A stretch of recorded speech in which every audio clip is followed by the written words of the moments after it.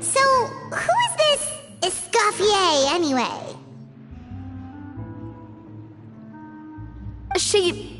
Well, for starters, she used to be the head chef at the Hotel de Boer, before Savannah. She recreated the legendary Gâteau de Boer and restored the restaurant back to its former glory. Safe to say, she's the most renowned head chef in the Hotel de Boer's history. After the culinary genius Modeste himself. Gâteau de Boer? That's the super exclusive cake that they only sell a few slices a day, right? Wow. Why the heck would she let Savannah take her place? Well, apparently, the Hotel de Boer was reported for a safety incident. Someone claims that the kitchen was adding an illegal substance to their menu. But none of the chefs had any idea how it could have gotten into the food. In the end, Escoffier decided that as head chef, she should take responsibility. And she was sent to the Fortress of Meripede. The Fortress of Meripede?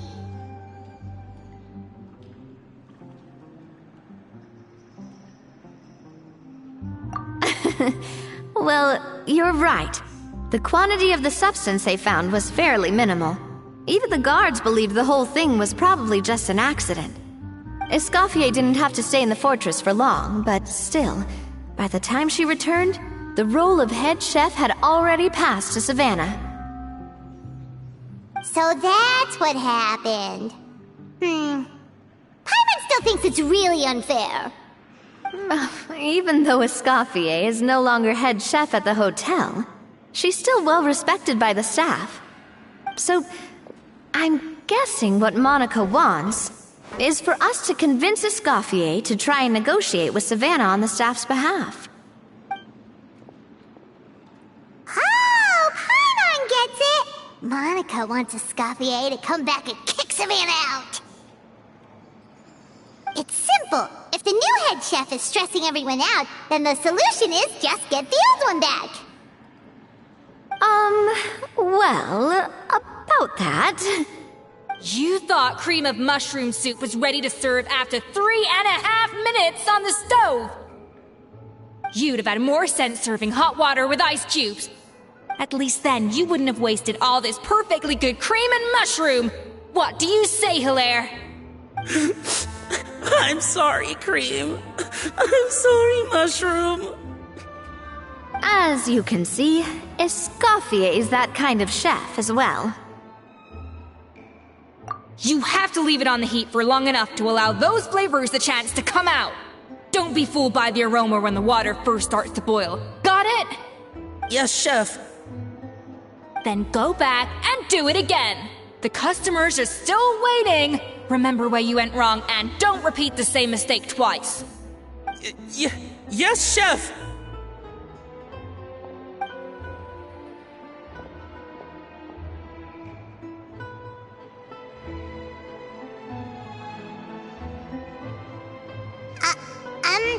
Excuse us, Waiting to be served? Sorry, we're pretty busy. I'm afraid you have to join the line. Oh, no, we're not here to eat. So you're not paying customers? Then I'm afraid the wait will be even longer. It's hard to talk to Escoffier when she's in the zone. Let's take a seat. We can catch up while we wait.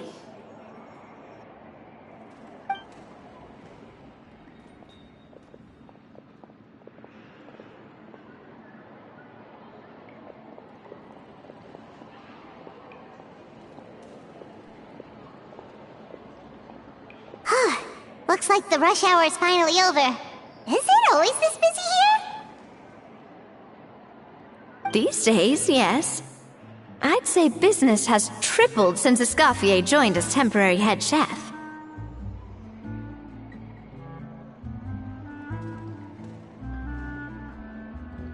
Well, in her words, the Hotel de Boer doesn't need her anymore.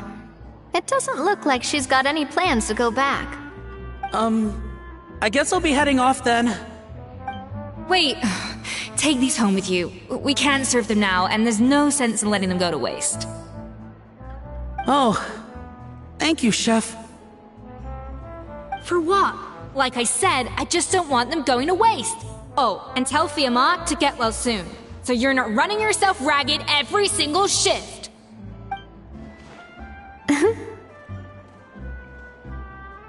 Fiamma.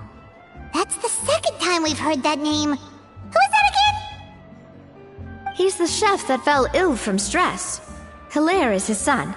And with Mom stuck at home taking care of Dad, he decided to pick up some work to help pay the bills. Escoffier knows their situation, so she's been making some extra food every day for him to take home. Hey, I heard that, Navia! I've told you before, no one's making extra food. Hilaire is making blunders in the kitchen, and I can't serve his failed dishes, so he might as well take them home. Yeah, failed dishes that just so happen to be nutritionally complete every single time.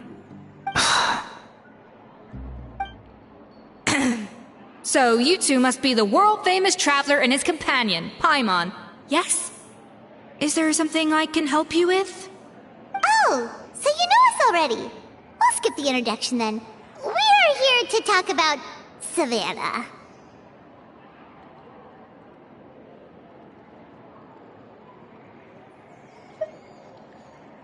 Oh, I certainly am. The Spina's headquarters are right next to the tavern. And I've lost count of the number of times Navi has come to pester me about it. But I don't work for the Hotel de Boer anymore. And being ex-head chef doesn't give me the right to interfere with that business. Besides, I'm the one who persuaded Savannah to take the job in the first place. What? Well, she was a much gentler person back then. A little timid, even. She wasn't at all confident that she was the right fit for the role. That's hard to believe. Are we definitely talking about the same Savannah here? Honestly, I do wonder if she's just emulating me. I mean, I'm not the most pleasant head chef to be around either. Anyway, suffice to say that given the history between us, it'll be tricky for me to tell her she's doing her job wrong without coming across like a huge hypocrite. Fiamma and the others probably think that Savannah gets it all from me. I wouldn't be so sure about that, Escoffier. Look at this note we got from Monica. She mentioned me. Whatever shortcomings you feel you have, it looks like Monica still trusts you. As for the others, well, how can you know what they think unless you ask them? Monica. Plus, it's not like we're asking you to storm in there and raise hell. We're only in the initial phase of our investigation. All we're trying to do is get the other chefs to open up to us. Oh, Monica. Oh, Monica! Escoffier? I can't believe her! Powdered sugar is supposed to be applied sparingly. Look at all that on the wrapper. It's thicker than the sole of my shoe.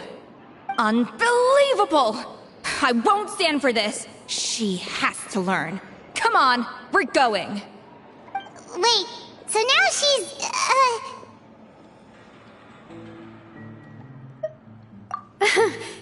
Let's go catch up to her. We don't want to keep her waiting.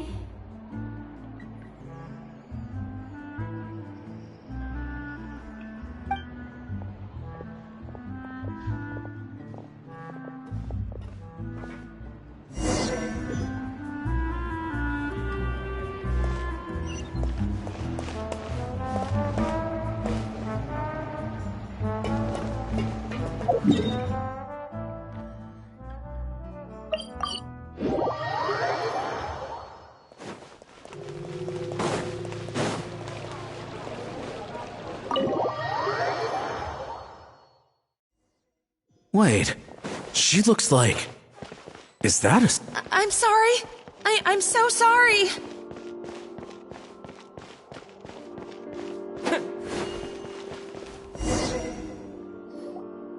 I'm sorry, I'm so sorry. I messed up your order. Oh, I wouldn't go that far. Maybe the taste is a little off, but if you hadn't brought it up, I don't think I would have noticed. But, please, you have to forgive me or Chef is gonna... Okay, I know. I'll kneel before you. What the heck? Get up, Monica! Can't you see that you're just making your customer feel more awkward? Escoffier? If you want forgiveness, then do what any self-respecting chef would do. Make the dish again. And this time, get it right. You cannot go begging your customers to feel sorry for you. Savannah said that I'm not allowed back in the kitchen until I've corrected my mistake. But if I can't go back into the kitchen, I can't do the dish over. That's some backwards logic. How can you fix your mistake without being allowed to cook? If this is what Fermat had to put up with, then no wonder he had a breakdown. We apologize for interrupting your meal, sir. It's fine. With my layman's palate, it's not like I can tell the difference anyway. I was actually quite enjoying my meal until she appeared out of nowhere and started apologizing. Gave me a bit of a fright, to be honest. Oh, well, it's because Chef Savannah tasted a bit of the leftover soup from my pot and then threw me out of the kitchen. Gosh, that's pretty strict. Has she always been that way? I don't recall things being like this when Escoffier was head chef here. I gotta say, you're all looking a little worse for wear these days. I mean, Escoffier was strict too, but I think the difference is that her criticism was more constructive, so you knew what you did wrong and how to improve, and we all knew that it came from a good place. Chef Escoffier was hard on us because she truly wanted us to reach her level. But these days, whenever we make a mistake, we just get told to wake up, get your head in the game, or just do it again. And it's only gotten worse since word got out that Chef Escoffier had started working again in the Fleuve Cendre. Monica, you don't need to call me chef. I'm not the boss here anymore. Yeah, but through no fault of your own, what happened back then, that wasn't on you, and all of us know that. That banquet was a huge event, and so many staff were involved every step of the way. With so many moving parts, there's no way of knowing how that Lumiline ended up in the food we served. Lumiline? What's that? A new drug from the Fontaine Research Institute, produced from an extract of the Lumitoile. Apparently it sharpens the senses, so they used it to treat people with impaired responses to stimuli. Oh, yeah, I've heard about that. They found out you can use it as a flavor enhancer since it stimulates the taste buds. Makes things pretty addictive. They also found that overuse can have mood-altering effects, and even lead to nerve damage. So it quickly ended up on the guards' list of controlled substances. Unfortunately, however, some food products containing the additive had already made it to the market by the time the guards banned it from the restaurant industry. Everyone knows that in all likelihood, someone probably just purchased a batch of contaminated ingredients by mistake. But you took all the blame. We all know why. You just didn't want to see this turn into a place where tensions are constantly running high, because everyone's suspicious of each other all the time. And now look at you, a fry chef in the Fleuve Cendre. What are you trying to say? Sure, the Spina's Tavern is no Hotel de Boer, but come on, it's not that bad, is it? Oh, the Fleuve Cendre, you say? Great. That's where I'm dining from now on. Monica, I'm very happy with my current job. And there's no changing the past. We just have to let bygones be bygones. Besides, at the end of the day, I was the head chef, regardless of whose mistake it was. Ultimately, the responsibility lay with me. If only Savannah was half the boss you were. I'm sorry? Do you have a problem with my conduct as head chef? No, chef. So you do remember who's boss? Escoffier? I thought you'd left this place for good. What are you doing back here? What happened to you, Savannah? Why are you acting like this? When I turned this place over to you, You made me the head chef and gave up your right to tell me how to do my job. You're not the boss here anymore, so stop acting like you own the place. Whoa. Sounds like someone has a chip on her shoulder. Oh, Savannah! My God, have you grown a temper since I last saw you? Have you put even half the amount of energy into improving your cooking skills, or are you still using the Pluie Lotus as an off-brand markup, thinking no one can tell the difference? That's none of your business! What happened to not storming in and raising hell? Ho ho! I was not expecting to see something this spicy as soon as Escoffier returned. Huh? Fanasium? Aye, miladies. Might I make a humble suggestion? Given that we have ourselves a tête-à-tête between chefs at the Hôtel de Bord, I dare say it would be de rigueur to settle this the traditional way. The traditional way? That can only mean one thing. That's right! I'm talking, of course, about the tradition established by Modeste himself. The cooking contest! According to legend, the founders of Hôtel de Bord, Modeste and Savelli, used this method to resolve all of their disputes. Everything from petty arguments over next week's menu to disagreements over the strategic direction of the restaurant. The cooking contest would decide who had the final say. Huh. It sounds like they had a lot of free time on their hands. Ah, well, it might sound that way to us. But in fact, the cooking contest played an enormous role in motivating chefs to hone their skills, reaching new heights of excellence in the culinary arts. And indeed, the reintroduction of this institution in recent years has surely been instrumental in transforming the Hôtel de Bord into the top-ranking restaurant in Fontaine. Reintroduction? Someone brought it back? Who? What say you, Escoffier? Surely you of all people won't back down from this challenge. It was you who put the rule in place, after all. Sure, I reinstated it, but I'm not a chef at Hôtel de Bord anymore. Isn't this bending the rules a little? I see no issue as long as both sides agree to the terms. We could simply treat it as an exhibition of sorts. Savannah, any objections? Exhibition. Huh. No. If we're going to battle it out, let's put it all on the line. If I lose, it's up to you what happens to me. I don't want anything to happen to you. But if you lose, you hand over the Codex de Bord to me. What? The Codex de Bord?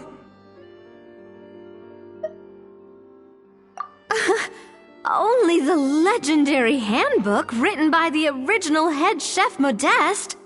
It contains all his secret recipes, including Gâteau de Bord. It's the greatest treasure in Fontaine's culinary world, and only the present and former head chefs of the Hôtel de Bord have the right to read it. Present and former? Wait, but that already includes Savannah, though. What do you want that old thing for? You have your own copy, don't you? Don't take me for a fool. You know perfectly well what I mean.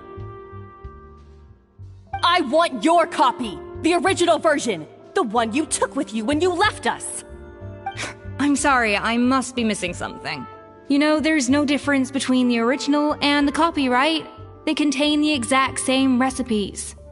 Stop trying to change the topic. What's wrong, Escoffier? Scared you're gonna lose to me? Or are you scared of me getting my hands on the original codex?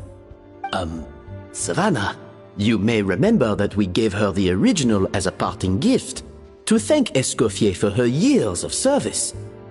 Asking for it back feels a little, Oh, I'm sure it won't be an issue, as long as both sides agree to the terms. Those were your words, weren't they? And as for the contest itself, let's make it a bake-off. Gâteau de Bord, per the recipe in the codex. Well, Escoffier, you against me. Are you in or out? You sound surprisingly confident. Alright then, let's see how much you've actually grown. I hope you surprise me, Savannah. I'd hate to find out that all you've learned after this long is how to chew people's heads off. Believe me, I'll show you.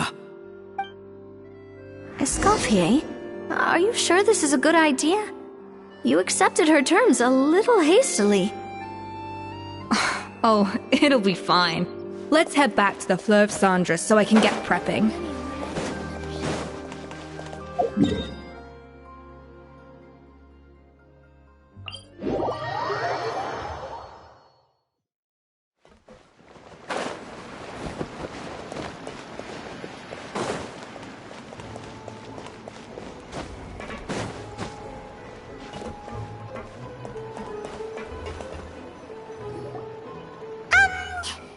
So, this whole bake-off thing kind of came out of nowhere.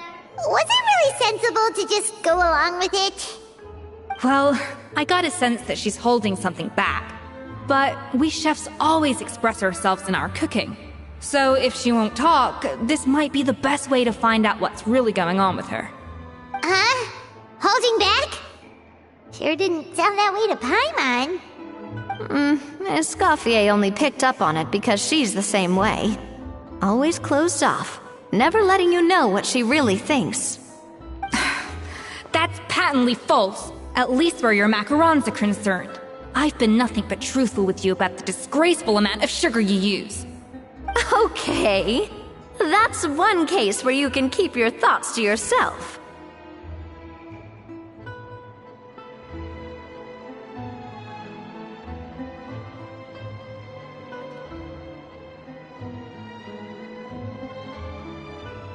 Oh, that? Well, it's not so much a recipe book as a diary of Modeste's adventures. Back in the day, he and his good friend Savelli explored far and wide, partly adventuring, partly looking for new ingredients and developing new recipes. Their creations had an enormous influence on the course of Fontaine cuisine, turning it into a much more vibrant and diverse scene. For instance, legend has it that the original Gâteau de Bourg was made using a special secret ingredient that Modeste discovered on one of his adventures. So rare was the ingredient that they could never make more than 16 slices of the cake per day. But everyone who tried it claimed that it was one of the most blissful and invigorating things they had ever tasted. Modeste and Savelli went on to found the original Hotel, especially Modeste. He was hailed as a once-in-a-generation genius. And over time, the recipes from his adventure log became known as the Codex de Bourg. Ah, Paimon's heard this kind of story before. Armed with the Codex, the Hotel de Bourg took its rightful place as the finest restaurant in the land, serving those recipes for centuries to come. Something like that? What? No, of course not. Cooking is a constantly evolving art form. How could any restaurant survive if they only served food that was popular last century? Anyway, never mind centuries. Savelli and Modeste parted ways not even 10 years after their rise to fame. Then, Modeste passed away while he was still in his prime. And that was it. The end of the Hotel de Bourg's heyday. It fell into decline, and for most of its history, it was just a nondescript place with a couple of cheap tables. It's only in recent decades that it started recovering. Even then, it still took numerous relocations and changes of management before we finally ended up with Vanigem and the restaurant we have today. Oh! So the Codex really isn't all that, then. Paimon figured it was like one of those mystical books they have in Liyue's martial arts novels, where the main character learns all their secret powers from. Yes, well, that's fiction, and this is reality. You can't meet the tastes of modern diners by following some ancient recipes from a dusty old book. Case in point. Even the Gâteau de Bourg they sell now is actually Escoffier's reimagination. Wait, really? Why, though? Didn't that recipe make it into the Codex? It did, but like I said, it's the dusty old book now, and the records aren't as legible as they once were. Not to mention that there's no way of finding the secret ingredient Modest wrote about. So, reimagination is right. I consulted some historical records and took what I could from the Codex. But ultimately, the Gâteau de Bourg of today is my own recipe. As for why we gave it the same name and kept the tradition of only selling 16 slices a day, well, you've got Venegem's business sense to thank for that. Oh! Huh. Well, that kind of takes all the mystique out of it. Hey now, it might not be the original Gâteau de Bourg, but it's still the most delicious cake in Fontaine today. And who knows, maybe Escoffier's version is more suited to your palate. Just think, if the original truly was the perfect cake you're imagining it to be, there's no way the recipe would have been lost to history, right? Not to mention that the Hôtel de Bourg never would have fallen into a slump. Anyway, before I left my role as head chef, I made a copy of all the recipes from the Codex, including my own improved versions, and turned them over to Savannah. So why is she so interested in the original copy? Could it be a symbolic thing? Like, whoever holds the original Codex de Bourg is the true head chef? Well, it was clearly precious enough to give to Escoffier as a parting gift. Meanwhile, Savannah only got a copy. Maybe from her point of view, it's like management doesn't truly see her as being worthy of the role. You think so? The only thing is, it was her suggestion to gift me the original in the first place. Well, a joint decision by her and Venegem. But still. What? Huh. Guess she's had a major change of heart since she became head chef. Yeesh. Who knows? We could speculate forever. Better to just let our gâteau do the talking.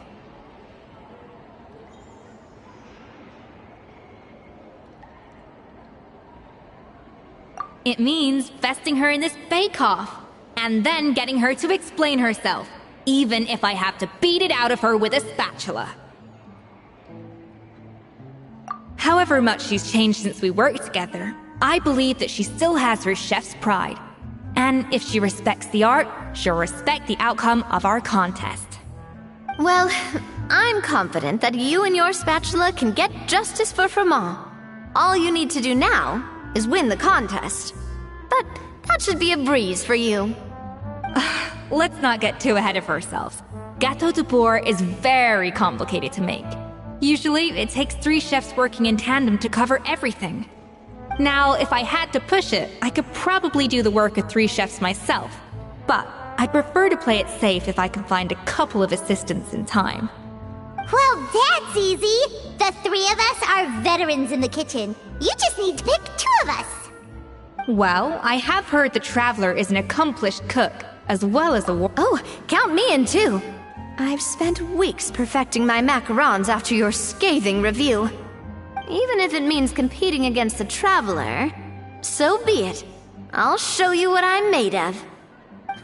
Confident. I like it. Alright, let's start with some elementary mise en place. Show me your knife skills.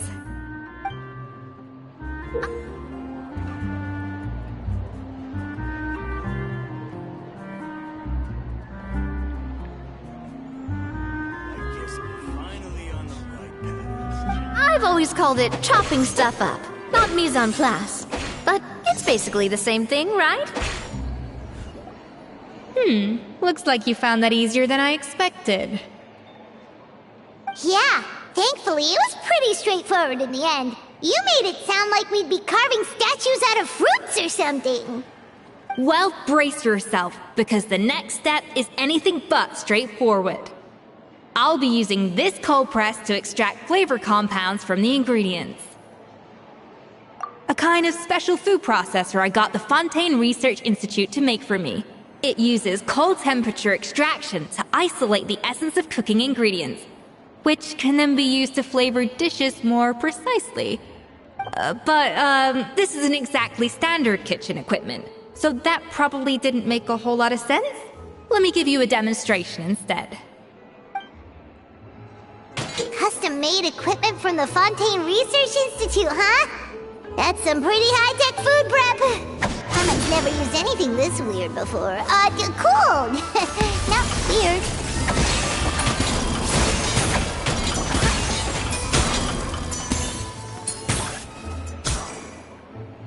And done. These are the flavor compounds extracted from our ingredients. I processed all the fruit you chopped up earlier. Wow! Even the smell is so much more concentrated. What next? Do we add all this stuff in? Absolutely not! Throwing everything in at once will ruin the balance of flavors. We have to go slowly and carefully to calibrate the exact flavor we want. I'll demonstrate again. Now, watch closely. Slowly and carefully. Not a drop too much, and not a drop too little.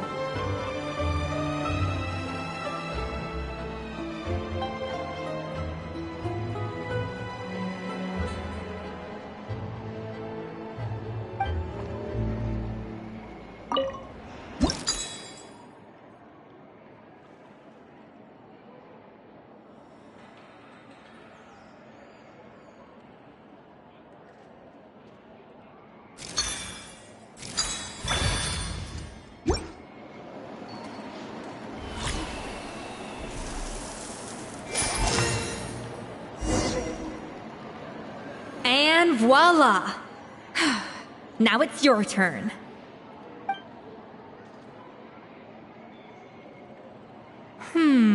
Not terrible. Considering this was everyone's first time blending flavor extracts, it could have been worse. But the Traveler's work was surprisingly good. Are you sure you've never done this before? You got almost perfect results on your first try. That goes without saying. Still, credit where credit's due. You did well. Alright, now for the part I've been looking forward to. I want each of you to cook something from the Hotel du Bois' current menu. I'll judge your submissions and give you a final score. That's right. The true test of your cooking skills is the finished product. It'll be good practice for the contest itself. Now get to it. Chop chop!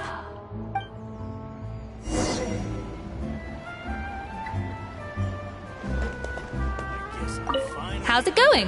Have you...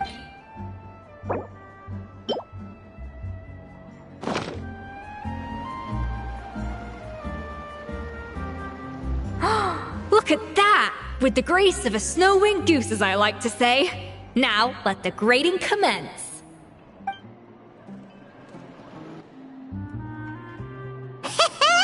Pretty good, right?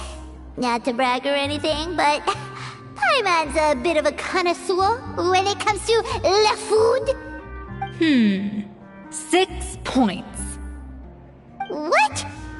Oh, well, fair enough. Paimon doesn't cook all that often, so as long as it's a pass. That's 6 out of 100. What?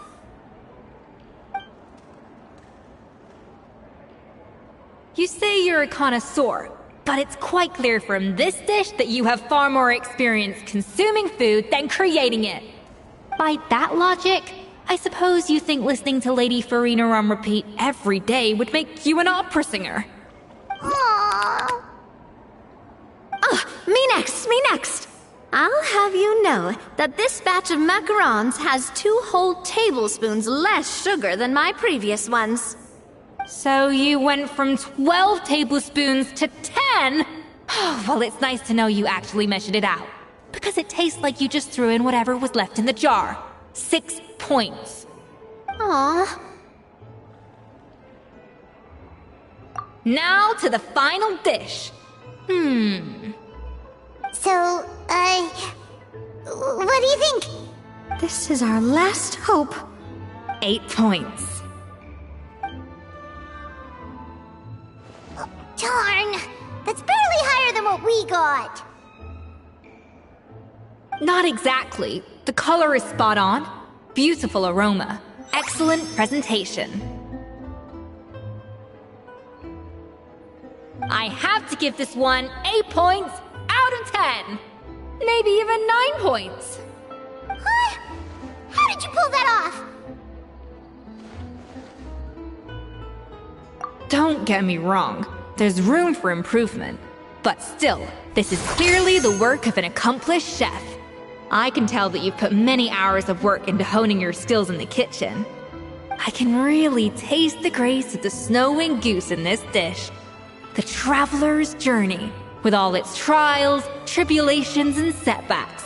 Not to mention the frustrations of having a picky eater for a partner. Hey, you made that last part up! No way did you taste that! Well, it looks like I lost fair and square.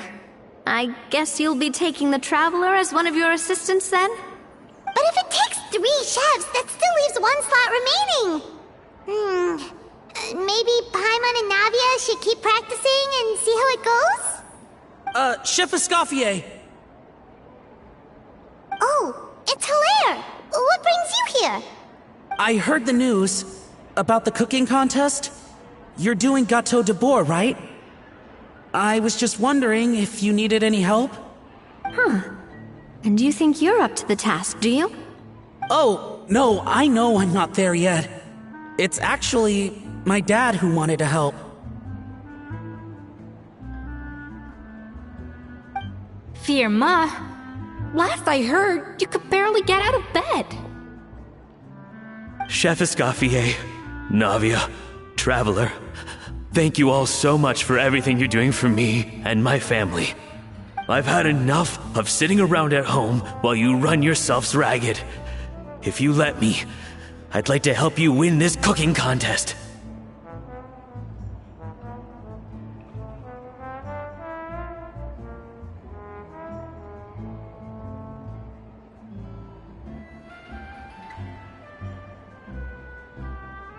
Yeah, I was gonna say the same thing. Don't you worry. I'll be fine. I'm feeling much better now. I'm sorry.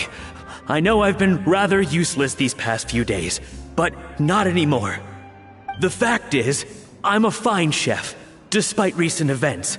I've proven myself in the Hotel de Bois kitchen, so if anyone's qualified to work under Chef Escoffier, it's me. I think. I hope so. Firma, have you even set foot in a kitchen since leaving Hotel de Bois? I have not, but I'm fully rested now. I know I can handle it. I'll prove it. Let me whip something up for you right now.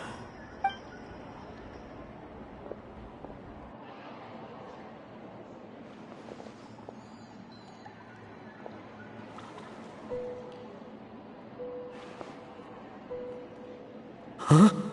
That's strange. Why are my hands shaking? What do you call this, Firma? I can't seem to grip my knife. Do it again! Again! Again! Hopeless. Get out of my kitchen yesterday.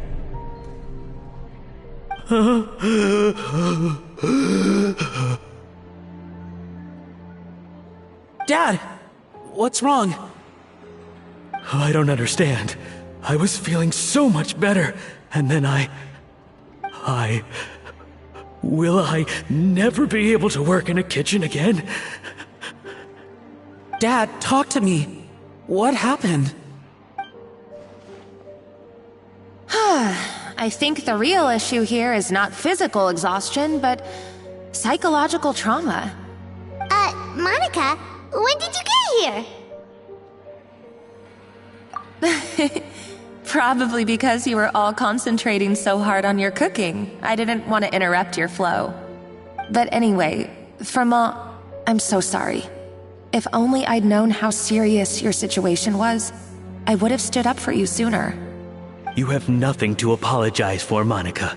During those long nights of redoing every order, you were the only person who looked out for me. Oh, come on. All I did was make you some tea. I doubt it was much help. Savannah was so ruthless toward you. I probably should have brought you something stronger. She sounds like the worst. Alright, another Savannah horror story, let's hear it.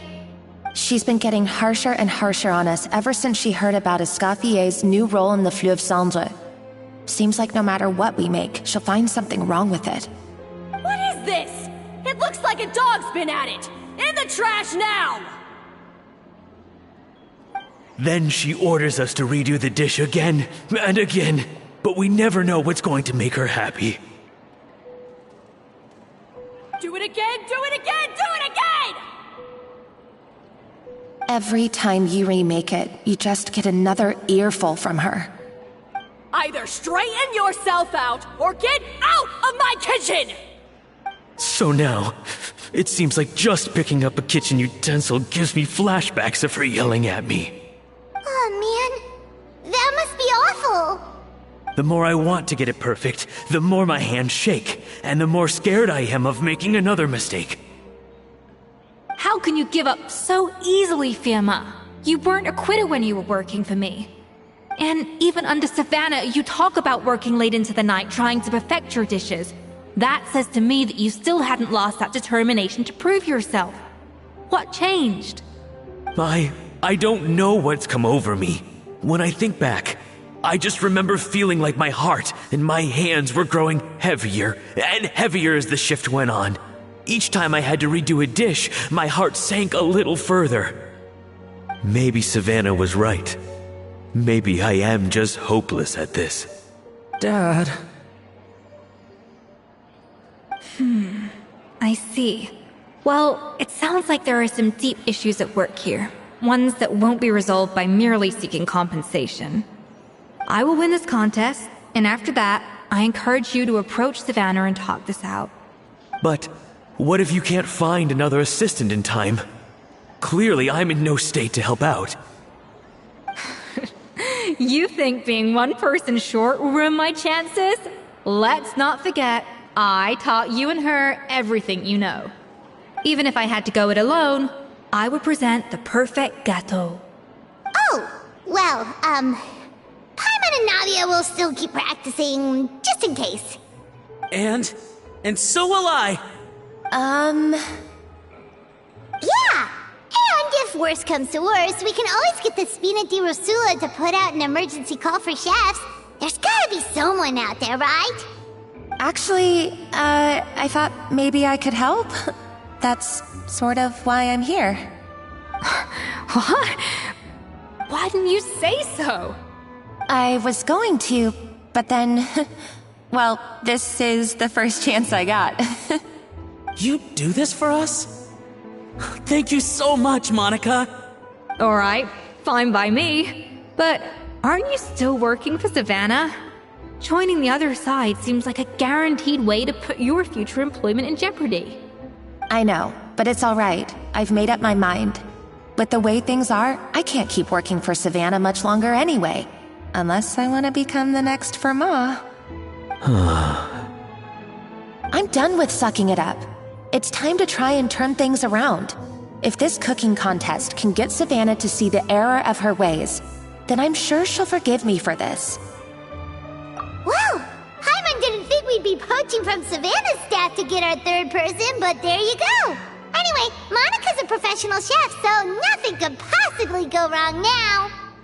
Great! Then it's settled.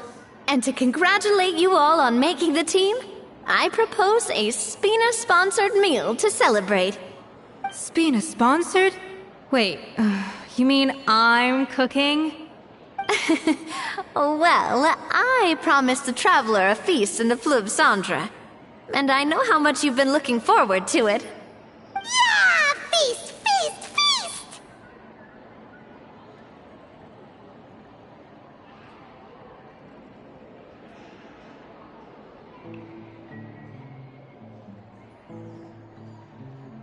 Alright, if you insist, then prepare for some of the finest food of your lives.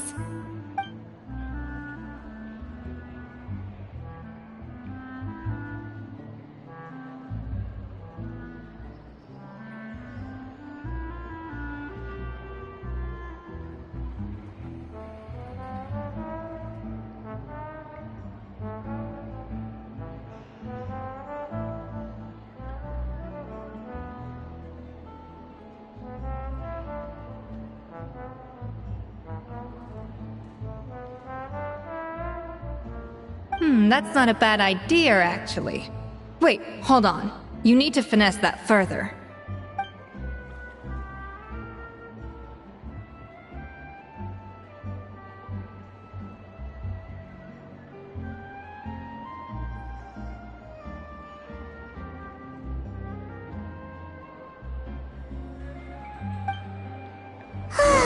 That was a dream come true.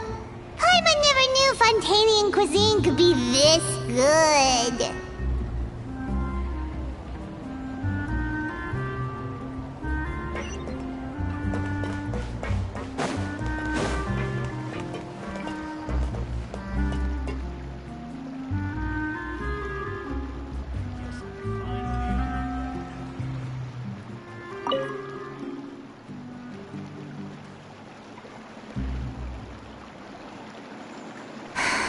Why, Savannah?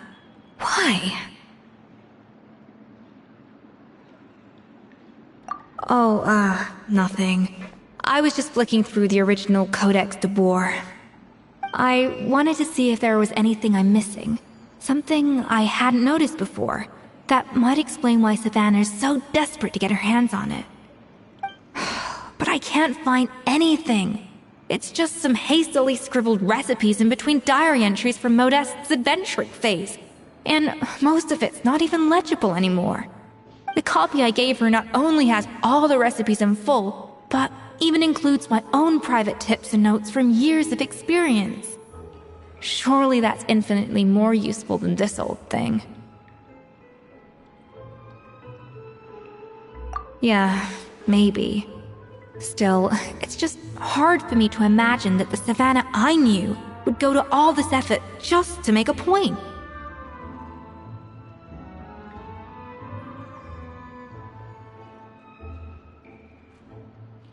We were. At least I always thought we were. She was a little shy, but meticulous with everything and everyone she dealt with. She made a few mistakes here and there, but she was quick to correct them whenever they were pointed out. And she was always striving to improve as a chef. Those qualities are why I recommended her to replace me as head chef. I never imagined for 1 second that she'd cause Fiamma and the other staff so much grief.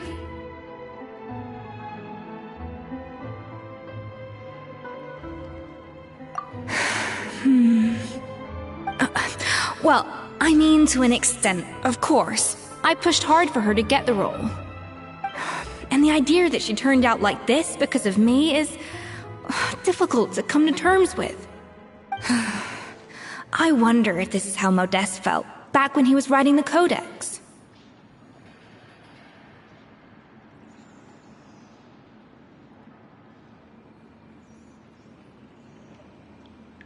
Yes, with his good friend and co-founder of the Hotel de Boer, Savelli.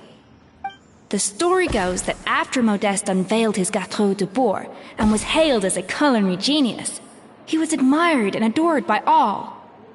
But his newfound fame slowly drove him and Savelli apart. Unlike Modeste, whose every new creation was an instant hit, Savelli seemed to face setbacks at every turn.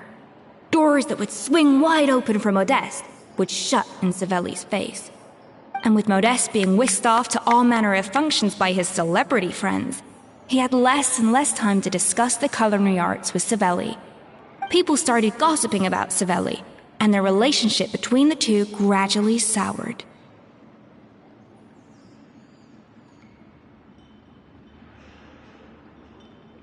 Everything came to an abrupt end when Modeste, still in the prime of his life and still hailed as a genius, suddenly died from an acute illness. And that was it. They neither had a decisive split, nor got the chance to properly reconcile. Their story just came to an end. One rumor had it that Savelli actually killed Modeste out of jealousy, even as the latter was hoping to make amends.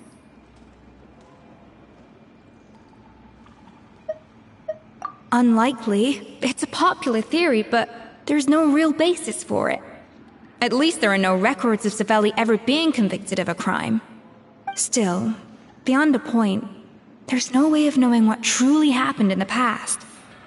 All we can do is trying to make sure the present doesn't quite go as badly. And that's why I have to win this contest tomorrow. Then get the truth about everything that's been going on, even if it means cracking her open like a nut.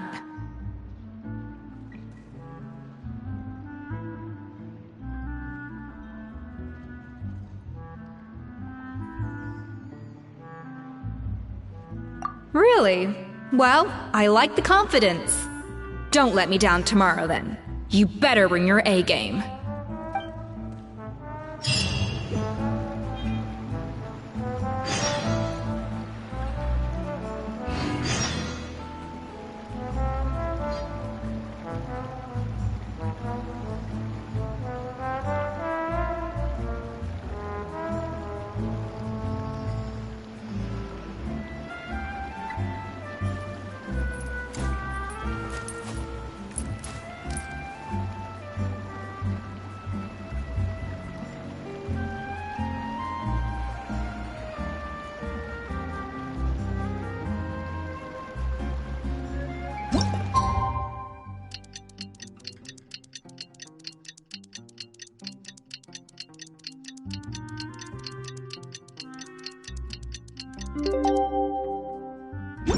It's cooking contest day! To the...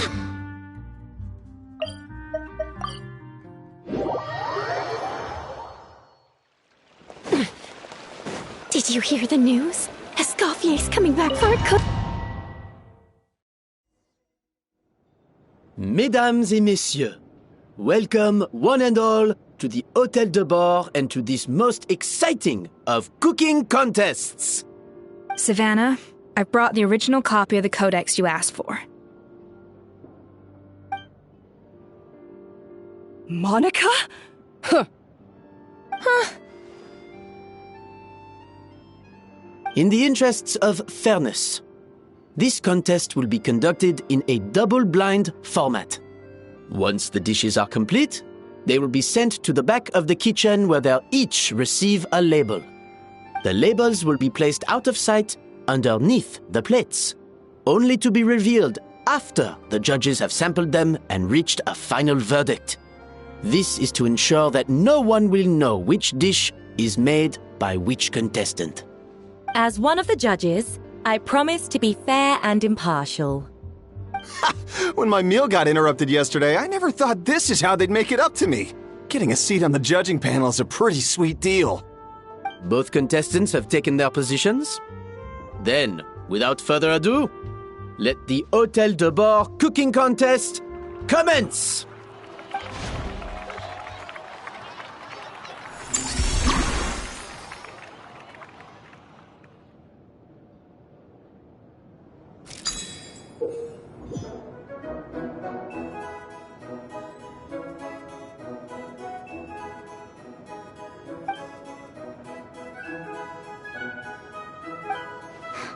Even the best chef in the world can't flavor their food without prepping the flavoring, right?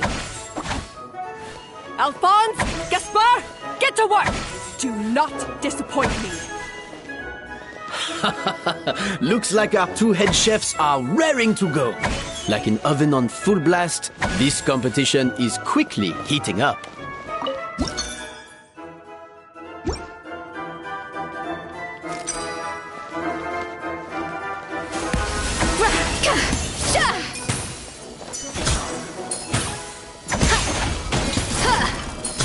That should be enough flavoring.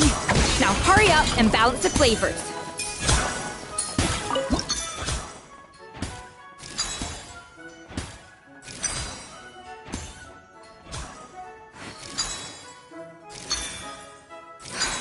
Stay calm, Escoffier. There has to be a way to balance the flavors. Just think.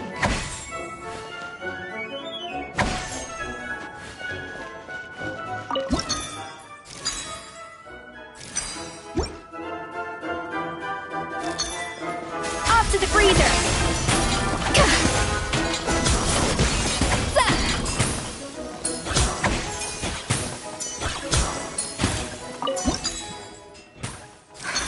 What are you doing, Escoffier? Your team's waiting on you.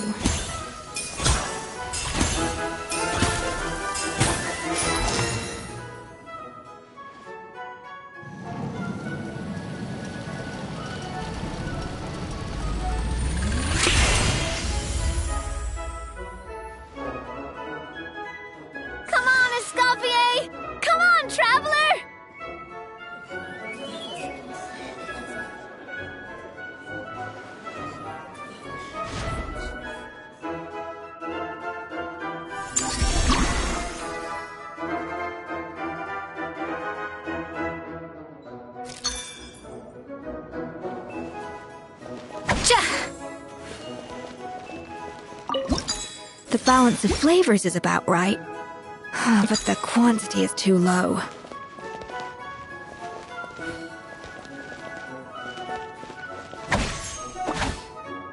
Alphonse! What are you playing at? Not how I taught you to do it! Stop horsing around!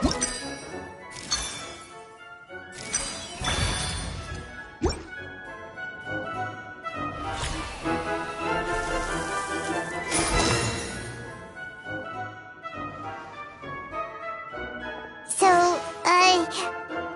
what do you think?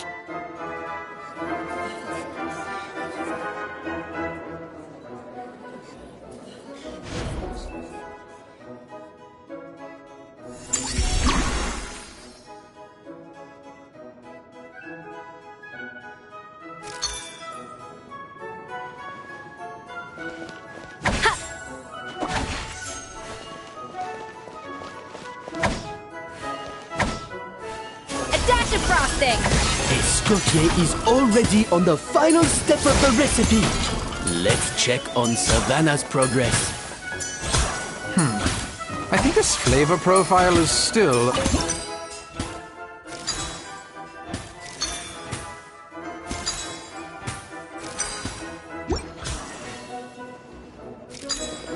Enough! Oh, useless! Both of you! Make like an egg and beat it! I'll do it myself! Wow! Is Savannah serious? Can she really make up for lost time working alone? A little amuse-bouche!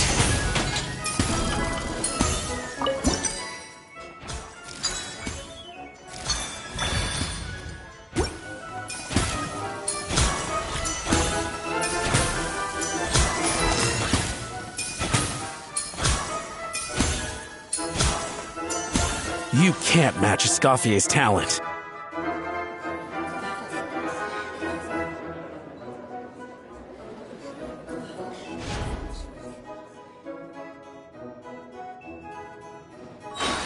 I present to you Gâteau de Bourg.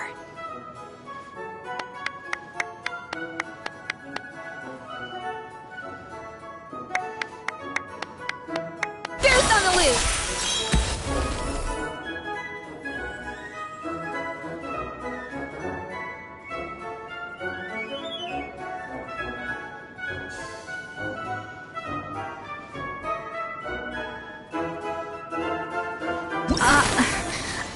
I was just exercising caution. I had to make sure everything was perfect.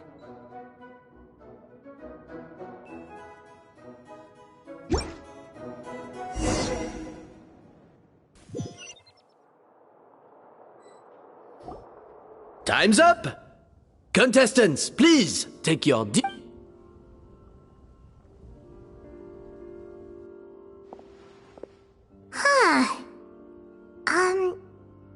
That guy was right.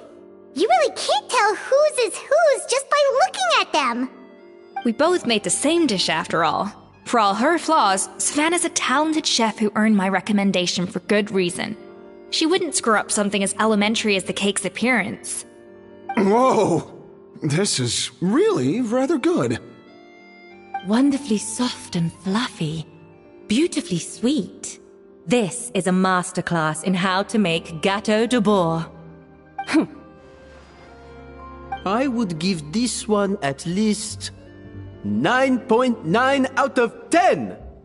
Only because there's something about the flavor of the base. It's just a little different from the recipe I'm used to. Huh?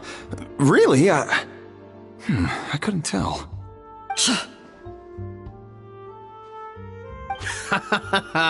All right, on to gâteau number 2.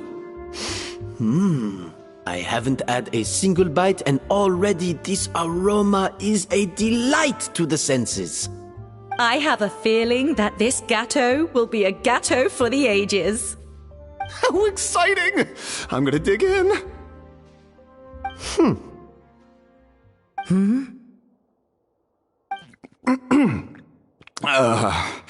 I think maybe someone got a little carried away when they were adding the sugar. Not just the sugar. It's the flavors too. This is all over the place. Who made this? It appears the decision is unanimous. This gâteau is far below the standard we would expect. And Paimon thought this might actually be close. Turns out she can't bake to save her life.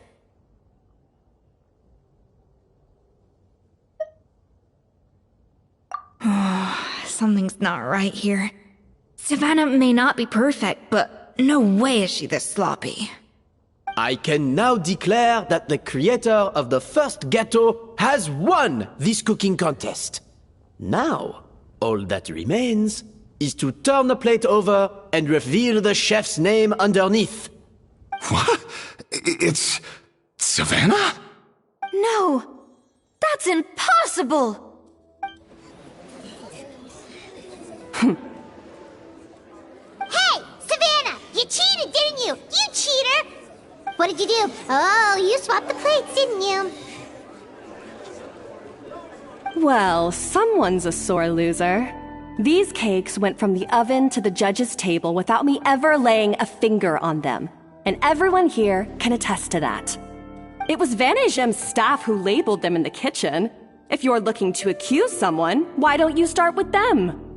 Isn't it more likely that Escoffier's lost her edge? Oh, or maybe her assistants let the team down. You take that back! Judges, we demand a rematch!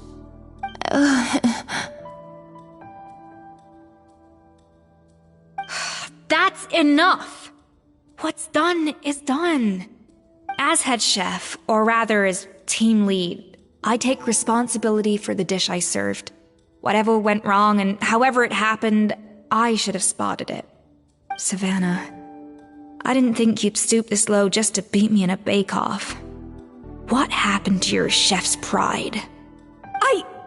I don't know what you're talking about. If you want the Codex de Boer that much, you can have it. Scoffier, no! But you must promise me that you'll apologize to Firma and compensate him for everything you put him through. It's a little late to be negotiating terms. The contest is over and I won. That means you owe me the Codex, and I owe you nothing. Look, Savannah, you may have fooled everyone else, but can you really fool yourself? What I'm offering is to accept defeat without looking to expose what you've done.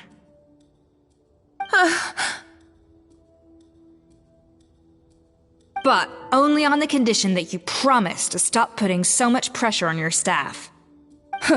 Fine. I'll treat this as your final handover of duties from one head chef to the next. So, will that be all, ex-head chef? Or is there any other unfinished business you'd like— I didn't mean that to be a scolding from your former boss. Just a word of advice from a fellow chef and a friend. But I don't know if you're even open to input from other people anymore. I know what I'm doing. I don't need your advice. All right, fine. I'm glad to hear it.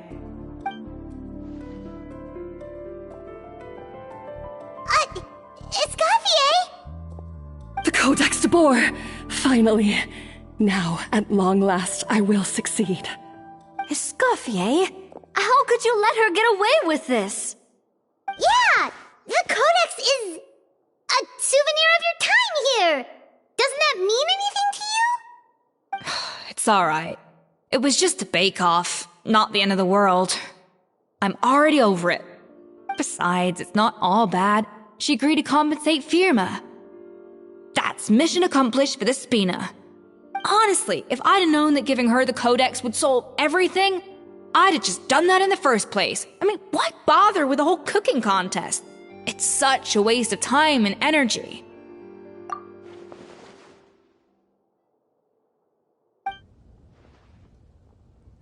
No. No! This doesn't make any sense! Huh? That's it? No secrets, no nothing? I don't believe it! This can't be happening. Oh, Chef Savannah! Savannah?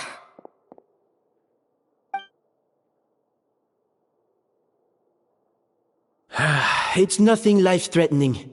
Just a lot of pent-up stress and exhaustion. Oh, I knew it. Pent-up stress? The truth is, however hard she might be on the rest of us, the person she puts the most pressure on is herself. Yes, there are nights when she makes us redo things over and over into the wee hours. But for her, it's every night. She'll hide herself away in the kitchen, working on new techniques and recipes, and only realize how long she's been at it when we come to work the following morning. But why? Why would she do that?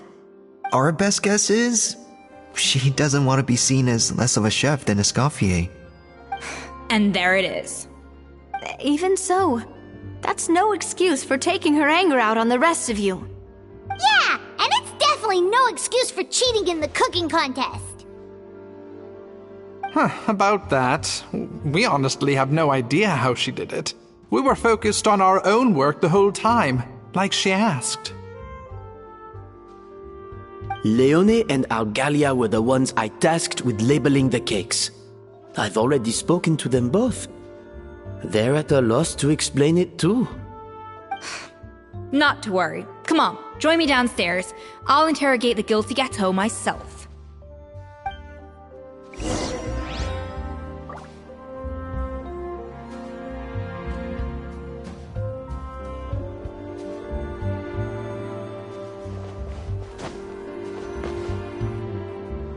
Well, how is it? Have you figured out what it was? Oh, this is aggravated assault on my palate. I'd rather eat wet cement than this. Is it really that bad? I made sure to taste test it before it was served. Oh, relax. This isn't your cake. Savannah never switched the plates. The offending flavors are coming from in between the icing and the cake base, which means someone tampered with it while it was being made. Or in other words, we have a traitor in our midst.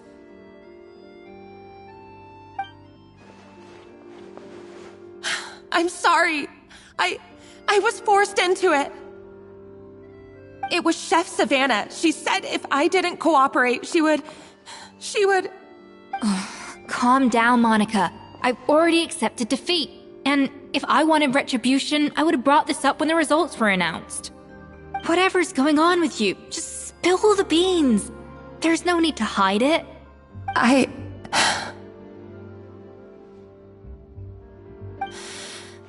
I was the one who caused the food safety incident that one time. Food safety? Wait, you mean the Lumaline incident? So you procured the contaminated ingredients? I think so. Savannah and I were on procurement that day. I didn't check everything as well as I should have, and so I let contaminated ingredients make it into the kitchen. But I swear I didn't do it on purpose.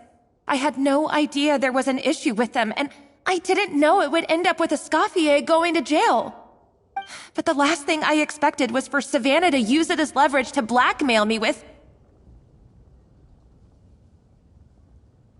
This is crazy! So Savannah pressured you into sabotaging Escoffier's cake by threatening to expose your secret if you didn't? I know, it's terrible. I'm so sorry. I was so scared. The thought of Chef Escoffier finding out that I put her in jail, it made me freeze up with fear. I thought Escoffier would hate my guts if she ever found out, and yet somehow that's ended up in me doing something even worse.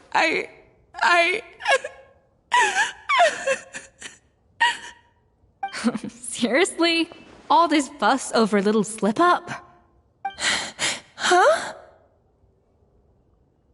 Firstly, it's not like I got a life sentence. I did my stint at the fortress, and now I'm out. And secondly, I had my own reasons for leaving the Hotel de Boer. This wasn't the only factor. So, you don't need to feel ashamed or frightened or anything like that. Any more than you need to add butter when you're pan-searing foie gras. You mean You forgive me? Oh, well, I'm not saying you don't have to take responsibility for your mistakes. You should tell Vanagem to mark down your performance for the past few months. Then do some digging and find out exactly where those contaminated ingredients came from. Sure, you've made mistakes, but now's the time to fix them. Understood? Understood.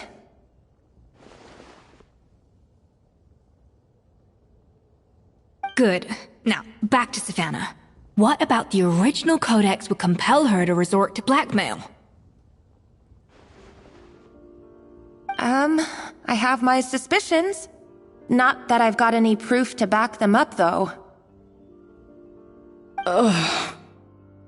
What happened to me? I've overheard some customers murmuring about how the Hotel de Boer hasn't been the same since Escoffier left. They think our menu doesn't taste like it used to, especially our signature items.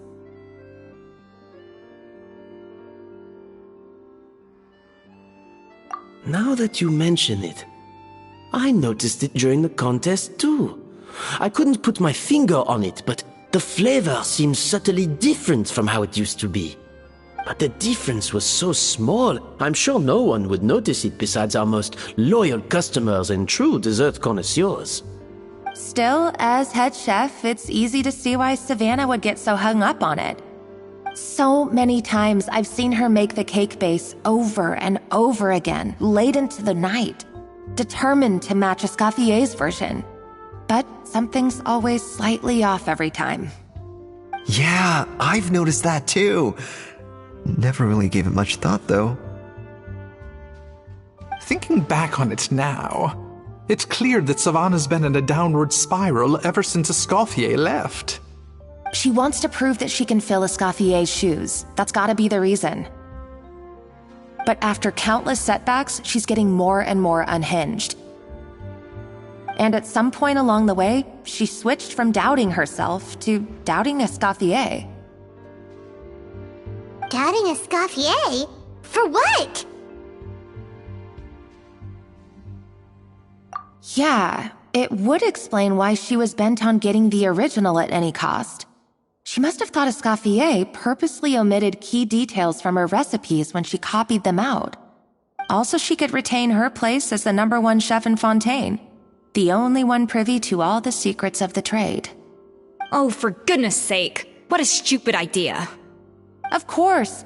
Then she finally got the codex only to discover that the secret recipes she's been pining for don't exist at all.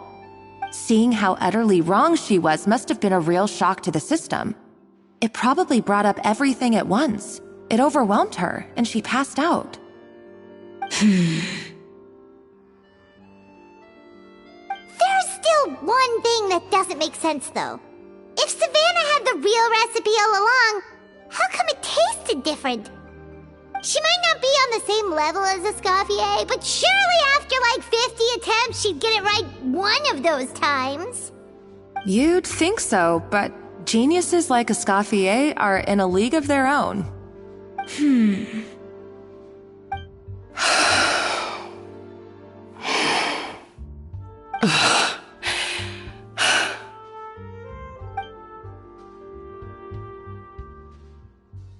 New head chef, you say? What's her name? I don't think I've heard of her before. I wonder, can the Hotel de Boer keep its edge without Escoffier at the helm?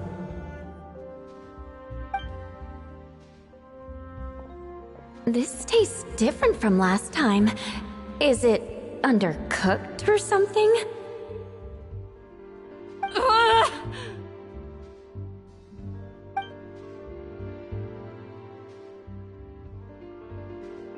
Take this. It's a copy of the Codex de Boer. From now on, you will be its keeper.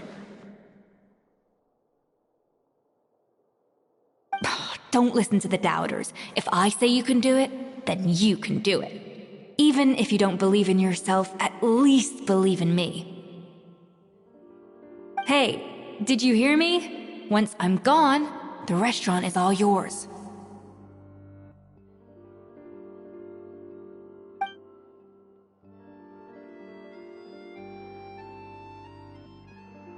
All this time, I've been blaming other people, but maybe I'm the problem.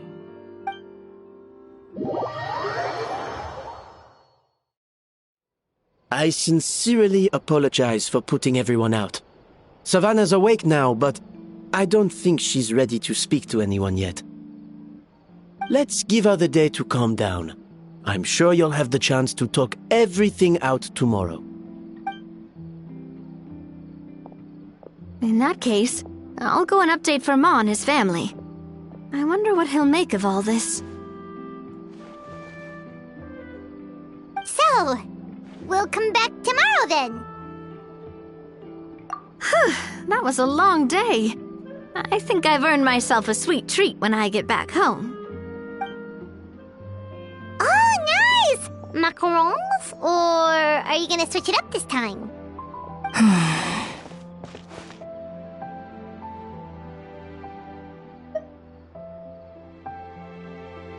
Traveler, how much do you know about the snow-winged goose? Every year, they migrate long distances in search of a suitable home.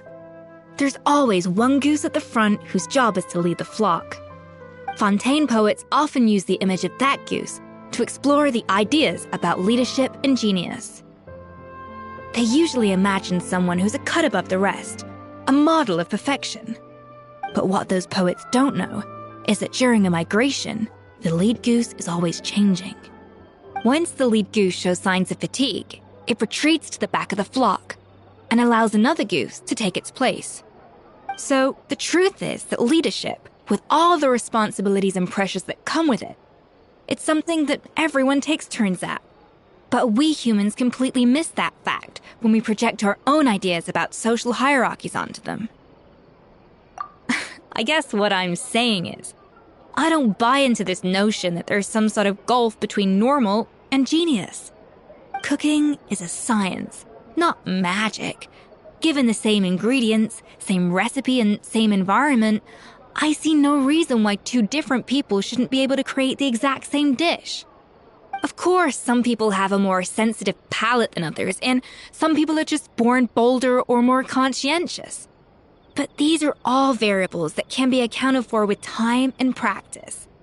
I'd have no reason to expect so much from others if I believed that perfection can only come from the hands of a genius. The only reason I hold people to high standards is because, well, I believe they're capable of greatness.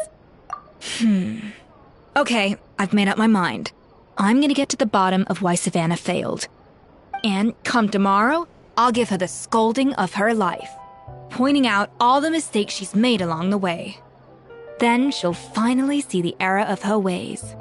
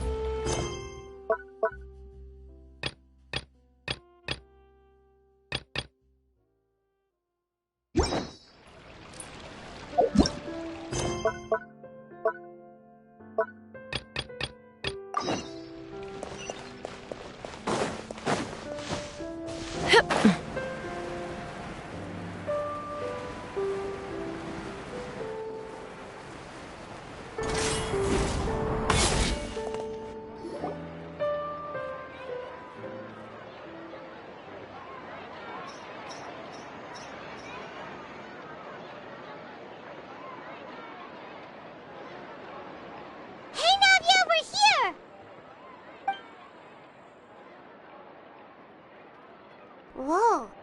Check out all these people. Hey there, are you Navia's friends too? These are the people who have had recent dealings at the Marechaussee Phantom. They're usually hidden in the Fleuve Cendre, but I sent for someone to invite them over. Invite them over? Exactly. Now, I heard there's great coffee here, and so I asked them if they'd like to come and have some. Yeah, it's our pleasure to be guests of the Spina di Rosula. I I've wanted to have a meetup like this for ages. Something feels off. But, oh well. Let's get back to business. Is there anyone called Essa here? Yes, that's me. You're Essa? Yes, monsieur, Nervilette. Did you write that threatening letter to Kiara?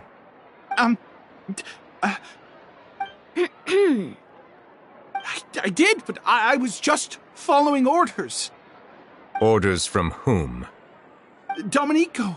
He was my boss. I couldn't disobey his orders. Domenico? Where is he now? The fortress of Meropide. Well, I'm afraid even the Spina would have trouble looking into that place. Looks like you'll have to make the trip yourselves. This was as much as I could do. You've done more than enough. I am extremely grateful for your help. Leave the formalities for later. You should find Domenico first. If he really is the one setting up the conspiracy, it'd be best if he's exposed as soon as possible. All right then, let's head to the fortress right now.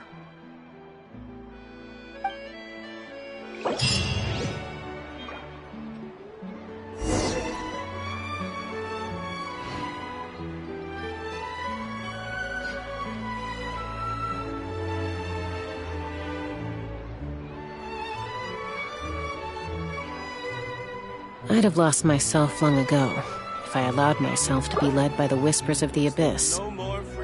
Surviving is tough.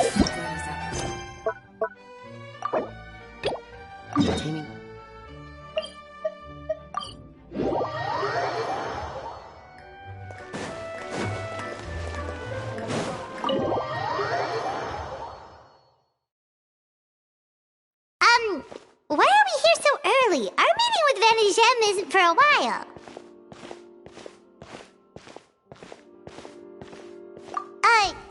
Check on her? Why? What happened? Oh no. Escoffier, are you alright?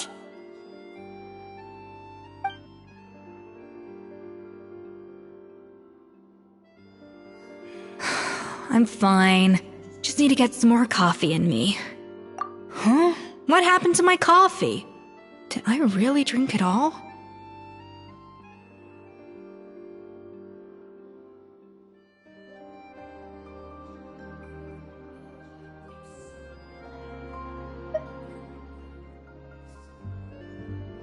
Alright.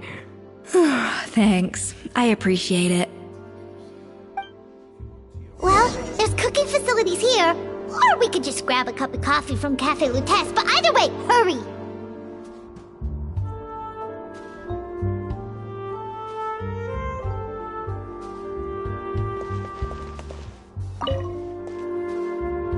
Coffee.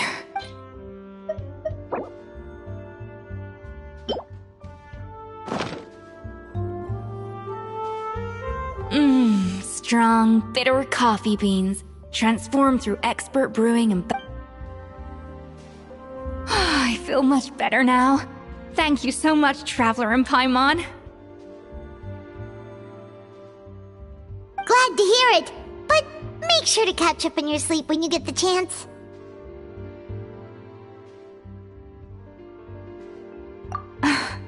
I think I figured out where the problem lies. Wait, what investigation? What do you got? I'll save it for when everyone else gets here. It's so stupid. Yes, except my failures were stepping stones to success. Escoffier, have you seen Savannah? Huh? No, not since yesterday. Why? What's wrong? After seeing her home yesterday, we were all a little concerned about how she was doing. So, I dropped by her place early this morning to check on her. Only to find an empty house with the doors wide open. I left Alphonse and the others to keep watch at her home, while I checked the Hotel de Bord. I'm worried something bad might have happened. If she's not here, then where could she be? Boss, Escoffier, bad news. Alphonse? You're supposed to be keeping watch at Savannah's house. We were, but then, just after you left, we found this stuff in her house. Oh, looks like a map with a bunch of random places circled. What does it mean? Wait a second. This feels familiar. I'm sure these places are all connected somehow. Of course, from the Codex. They're all places that Modeste explored on his adventures. Yeah, but I don't understand. The adventure logs in the Codex are too fragmented to be of any use. How come this map shows all the missing details? The Codex de Bord? Then, this place marked in red out at sea. Could that be the fabled birthplace of Gâteau de Bord? Seriously? So now she set her sights on finding the original recipe and beating Escoffier that way? Geez, Savannah. Anything to overcome a Gâteau plateau, huh? Ugh, idiot! Does she have a death wish?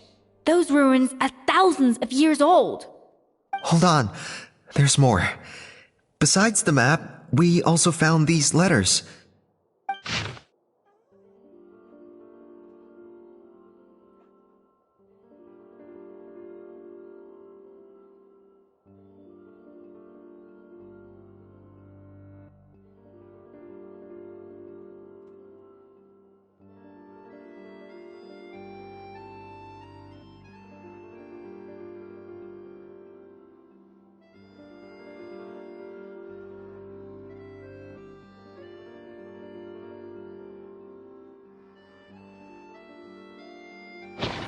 It was you.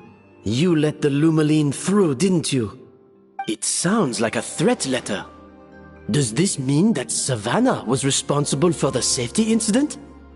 And not Monica after all? Retrieve the Codex by any means necessary. So the cooking contest and the cheating.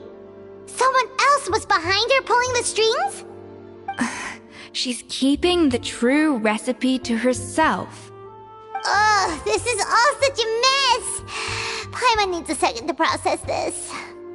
First, we thought that Savannah forced Monica to cheat in the cooking contest.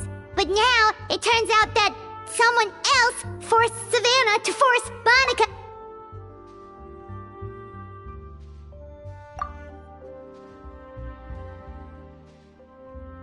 You're finally here. Of course. I should have put two and two together as soon as I read your threat letter. The food safety incident, the demand for a cooking contest, the instruction to blackmail Monica, even the suggestion that Escoffier was keeping secrets from me. It was all part of your grand plan, wasn't it, Monica?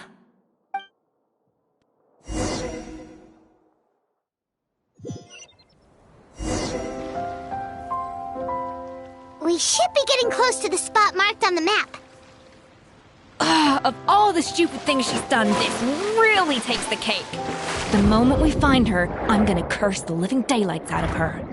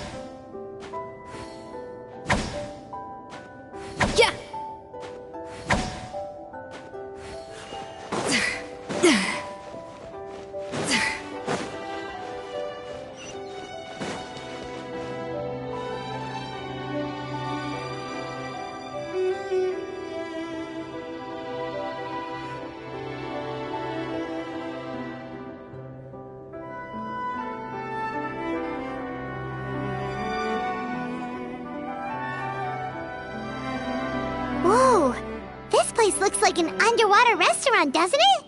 Is that a Suddenly, the idea of an adventure chef finding secret ingredients makes a whole lot more sense.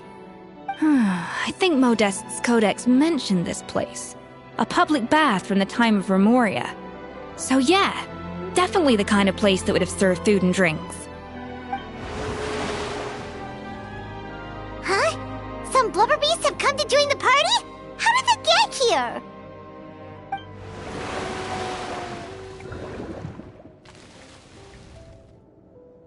Aw, they ran off!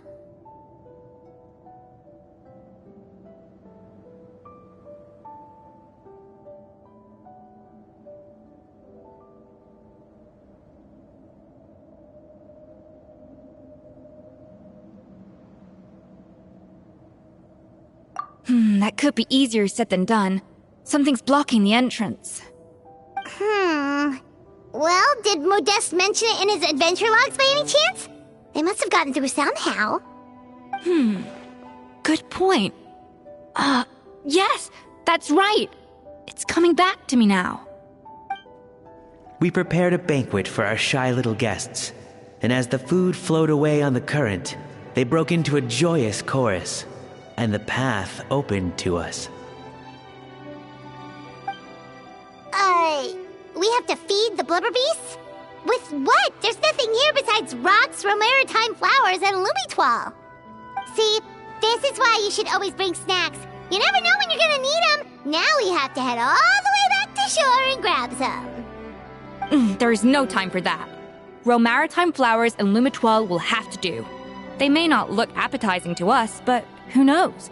They could be blubber beast delicacies. Wait, we're seriously gonna try this?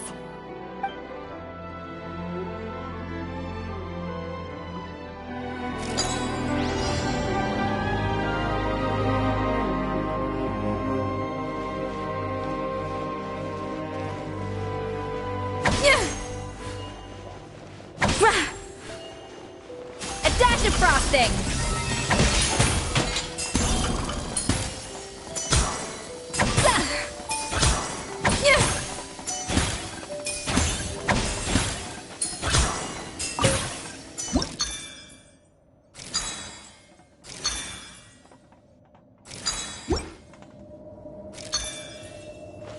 A little amuse bouche!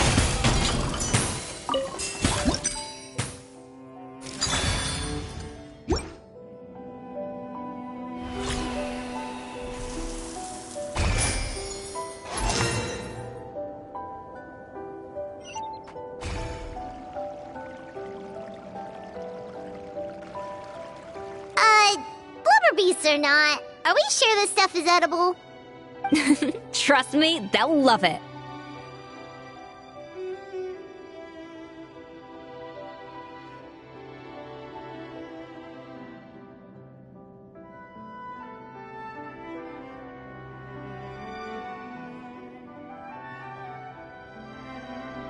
Oh, good question. If we try to put them in the pool, we'll probably just scare them off again, and who knows how long they'll be gone. Yes, we can't afford to wait for them to double back. Oh, what was it that Modeste said again? Something about the food flowing away on the current.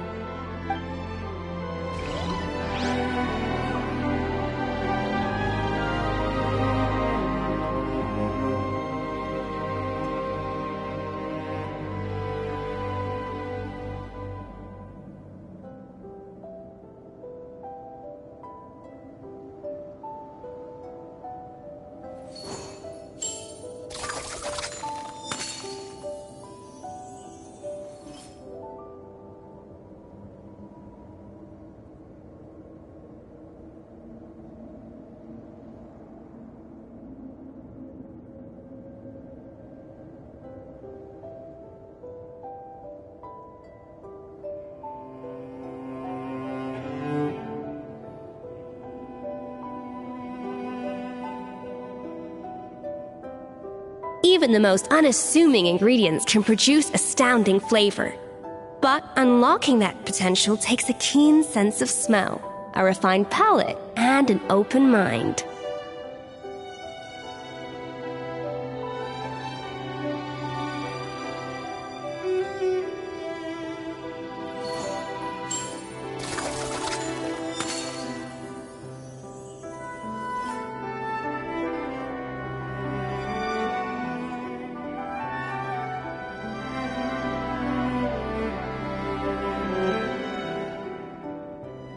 Know of any new orchestral pieces?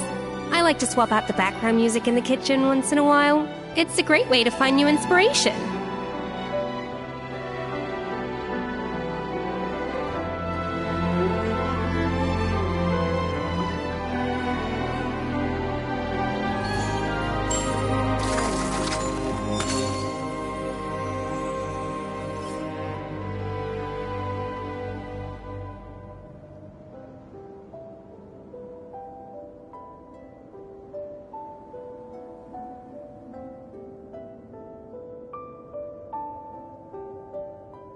An important part of cooking is making sure the ingredients absorb the flavors in the dish.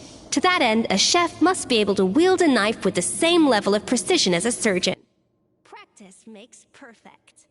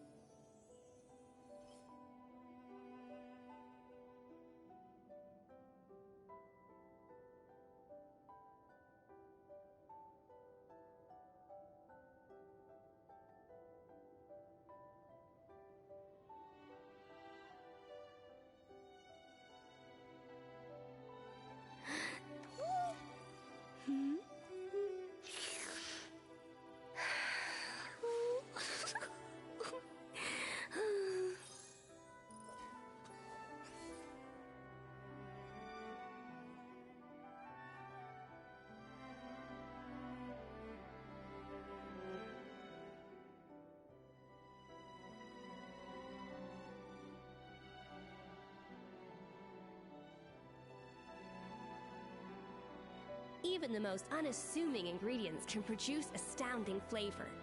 But unlocking that potential takes a keen sense of smell, a refined palate, and an open mind.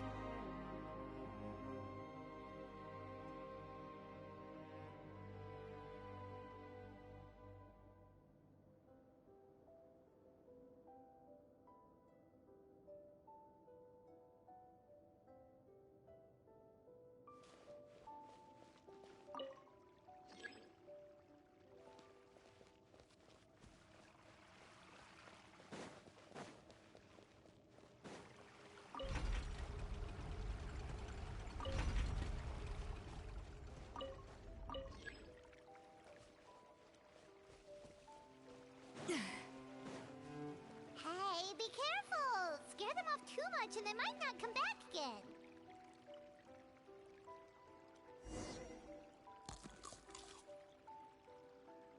Wow, it's really singing! It must taste better than Paimon thought! Absorb the flavors.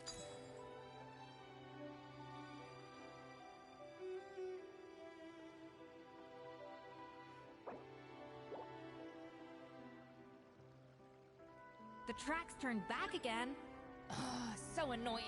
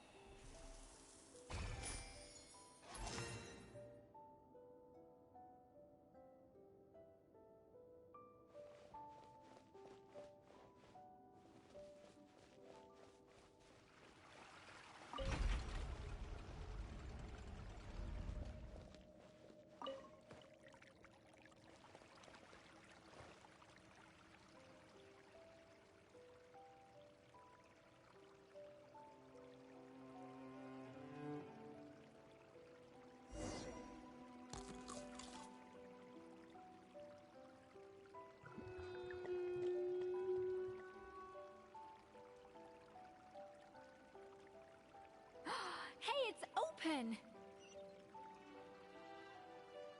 Even the most unassuming ingredients can produce astounding flavor.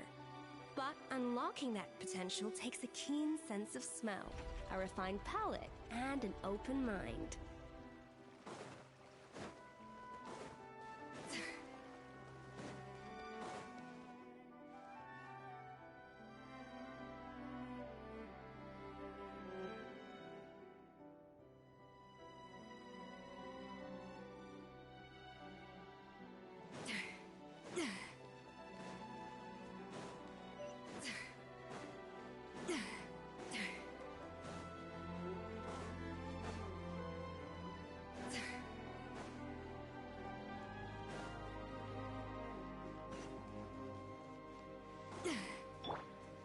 Take me up!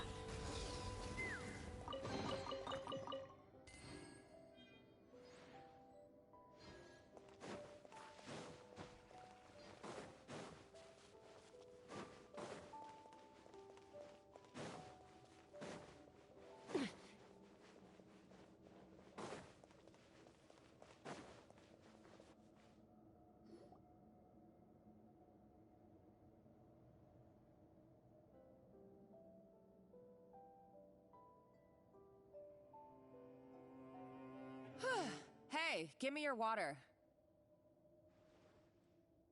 Here. I said your water, the one you just drank out of? Sure.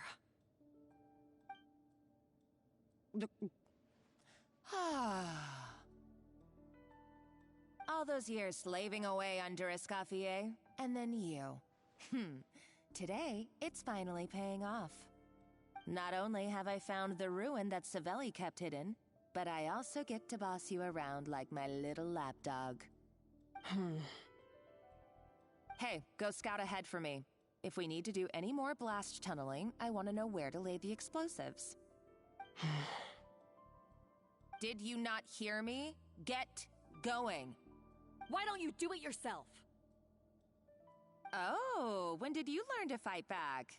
You're always so compliant when I give you instructions by letter.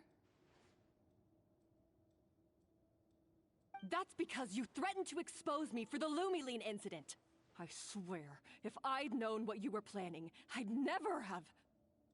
Ha! Don't be so self-righteous. Admit it, you've always been jealous of Escoffier. That's why you lapped up everything I told you. You were terrified of her finding out about your part in the Lumiline incident, and you resented the way her reputation hung over you. So you jumped at the chance to convince yourself that she was the villain, that she deliberately hid her secret recipes from you just to hold you back. It was the only excuse you needed to justify getting back at her. First, idolization, then jealousy, suspicion, and self-deception. That's what this comes down to. It was the same story with Savelli and my ancestor. He offered Modeste his friendship only to murder him out of vanity. He promised to explore the world with him, only to later destroy all records of their adventures. It's a miracle I even found this place. You have no idea the countless hours I spent piecing it all together. So you see, you're no better than Savelli. If you can't beat him, betray him, right? I am no Savelli, nor will I ever be. Oh, put a lid on it. You really think you can absolve yourself of your vindictive and jealous behavior now? Just because you finally realize that Escoffier never kept any secrets from you? You didn't show any remorse when she left, or in the cooking contest. Why start now? You have no right to redemption. You're right. I don't deserve her forgiveness. But I am done being bullied into submission by you! Ooh, feisty. But you should watch your tone. Talking to me like that could get you in big trouble. I somehow doubt that. Since I poisoned both our water bottles. What? Ever since I learned the truth, I've been biding my time, waiting for this moment. You've played me like a fiddle for so long, and now this is payback! But you drank it too! It's what we both deserve. This is the price we must pay for betraying Escoffier. You'll die here with me, Monica! You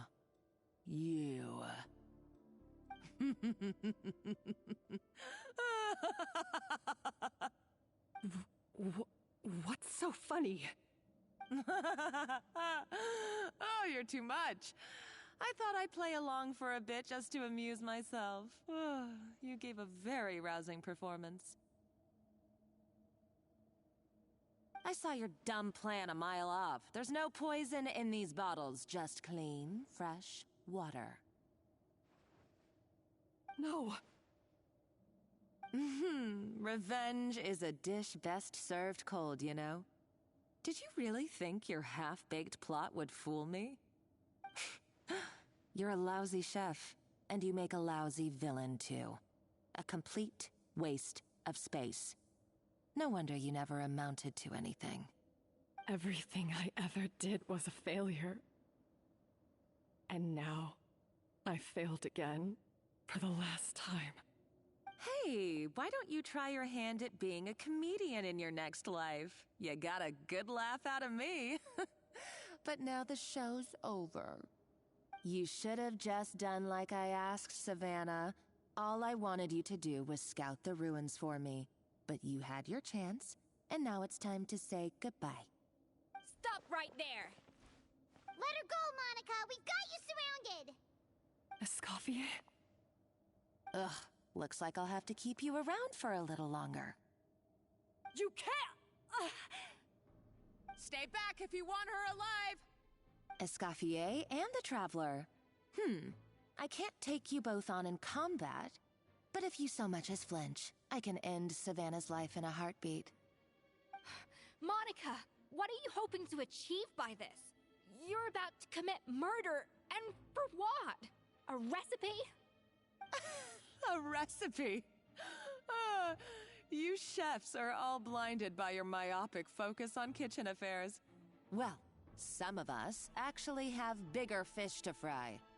Modeste had a secret.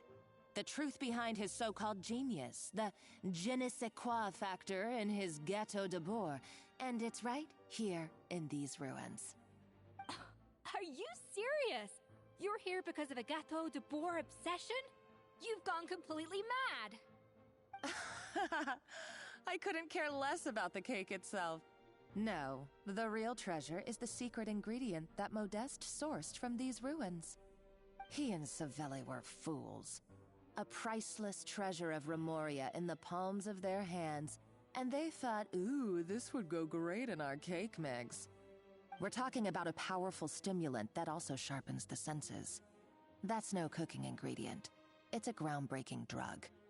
That's right, I've done my research. It was a drug that Remoria developed for their war machine. I could make a killing by selling it to the treasure hoarders or the Fatui. Will you listen to yourself?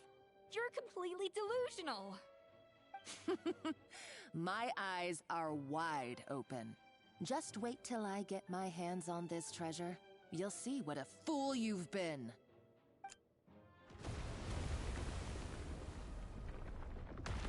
Wait, what's that sound?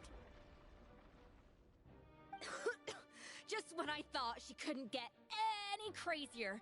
She's lucky the whole place didn't collapse.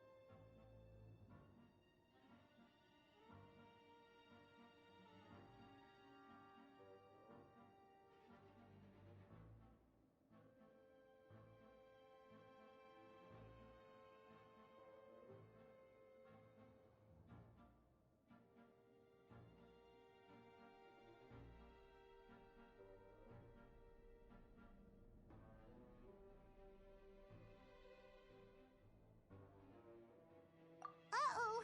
Savannah's gone too! Monica must have taken her. Oh, what a coward! She's only taken her hostage because she knows that she's no match for you.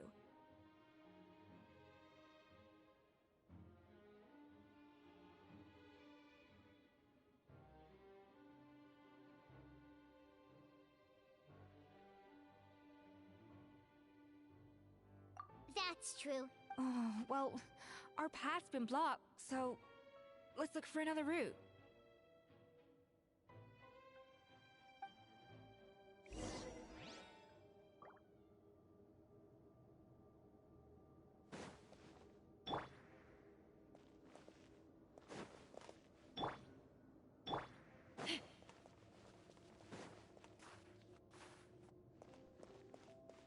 The water looks pretty deep here. Maybe it leads somewhere.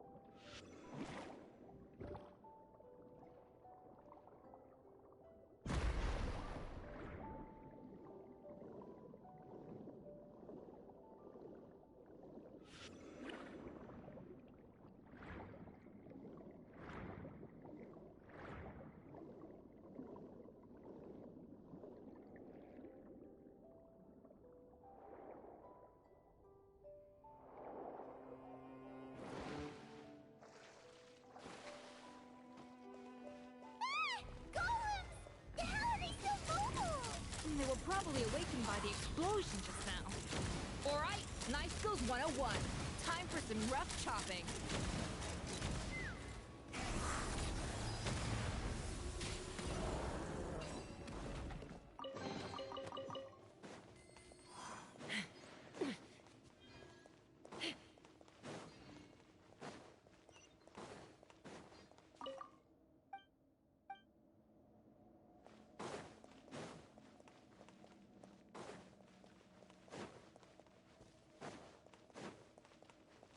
Another door?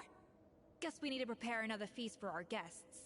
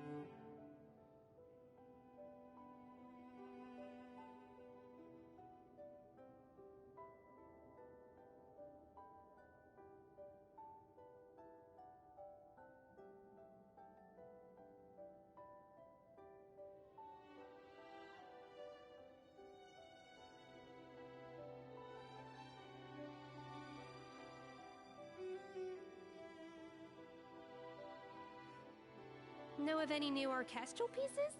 I like to swap out the background music in the kitchen once in a while. It's a great way to find new inspiration.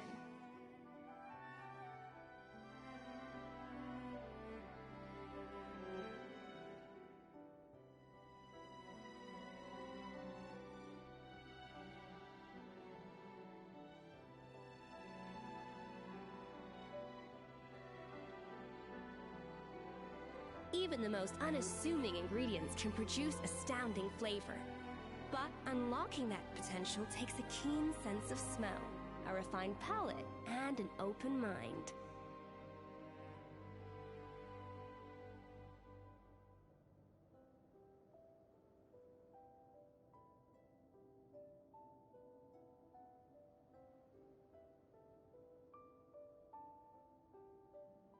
Know of any new orchestral pieces? I like to swap out the background music in the kitchen once in a while. It's a great way to find new inspiration.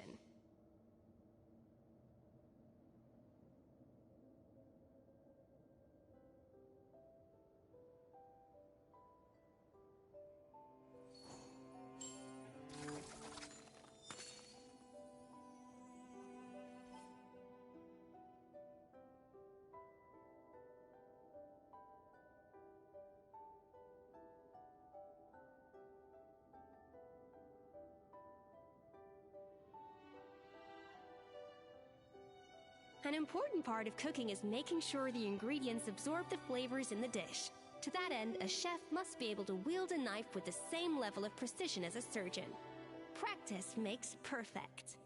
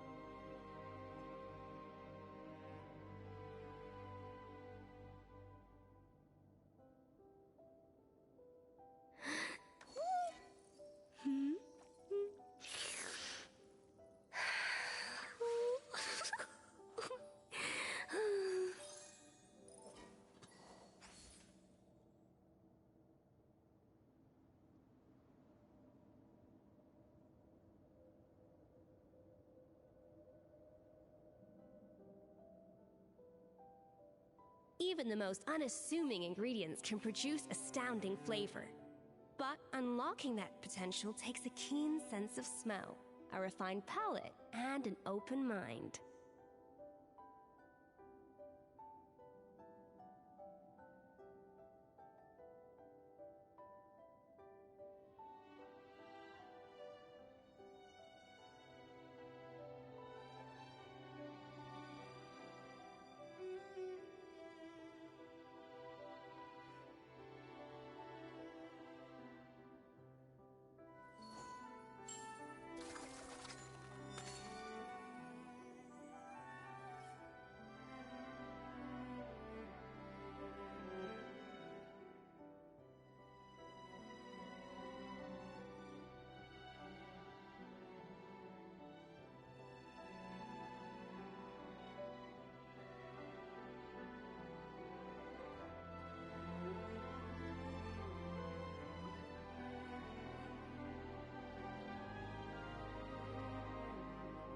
Know of any new orchestral pieces? I like to swap out the background music in the kitchen once in a while. It's a great way to find new inspiration.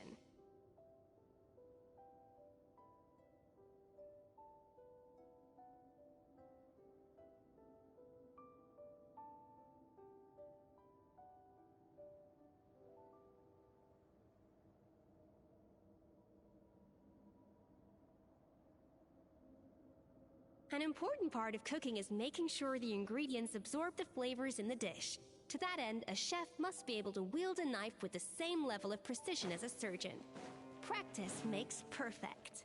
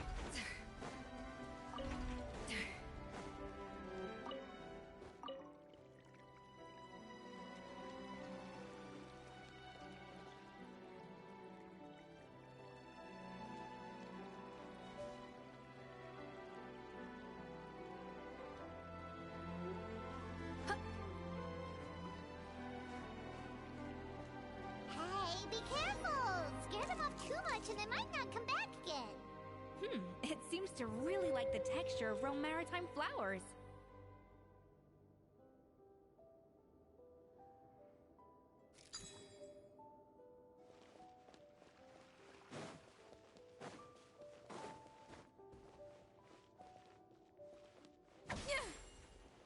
Off to the freezer!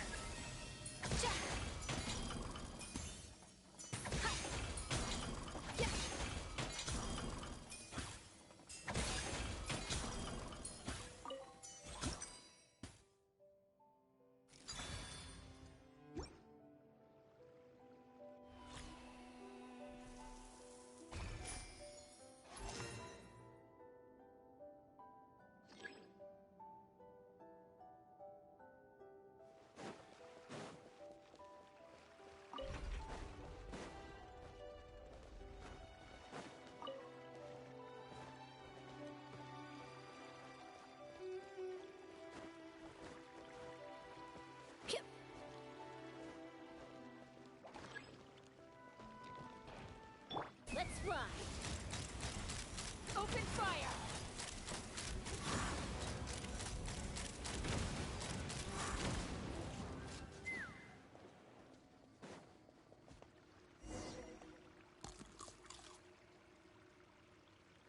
I never knew you could process Lumitwol like that. Alright, I've got to jot this down. Lumitwols and maritime flowers. This could open the door to a whole new world. Yep, that's literally the plan. Wait, hold on. Which door are you talking about?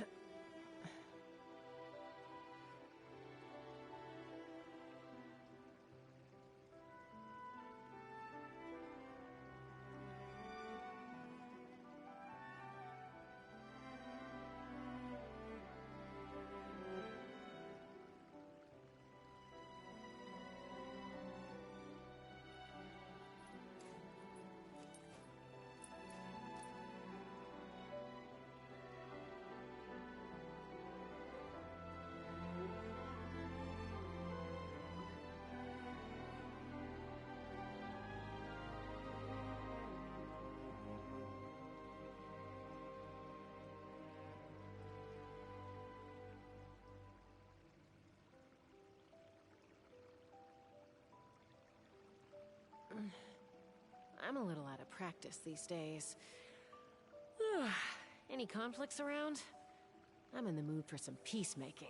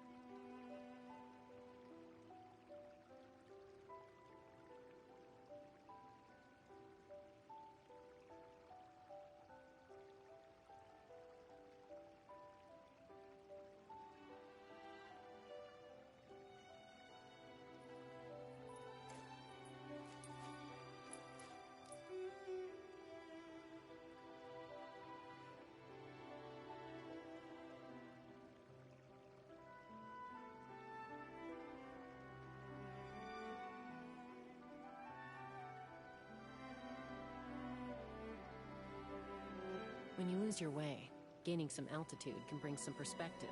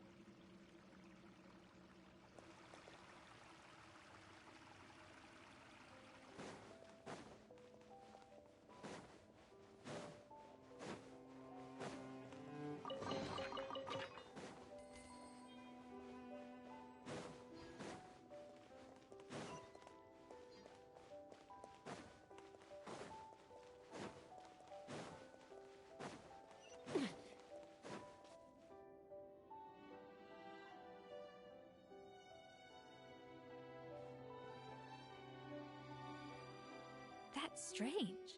These don't look Grimoirian to me. More like last century Fontaine. Adventurers from last century Fontaine, huh? By the looks of it, this was a one-person camp. They adventured together, but maybe one of them came back alone at a late... Huh, you really think so?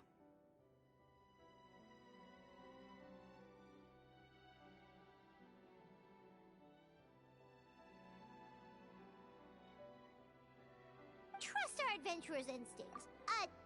Okay, well, the Traveler has more adventuring experience overall, but Paimon's death... Darn it! Paimon was just about to... Huh, no kidding. Are all adventurers so obsessed with journaling? I mean, I guess I take a lot of notes when I... Anyway, let's find out who was here.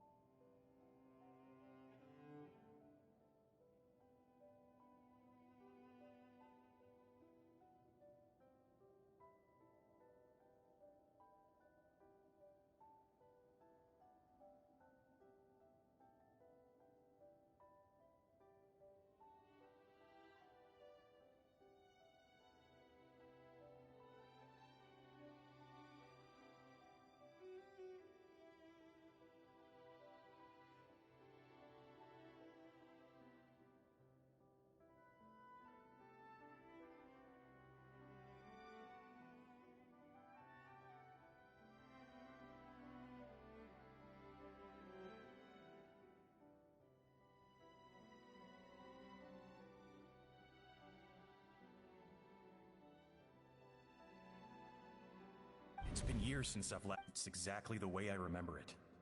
This place probably hasn't changed in millennia.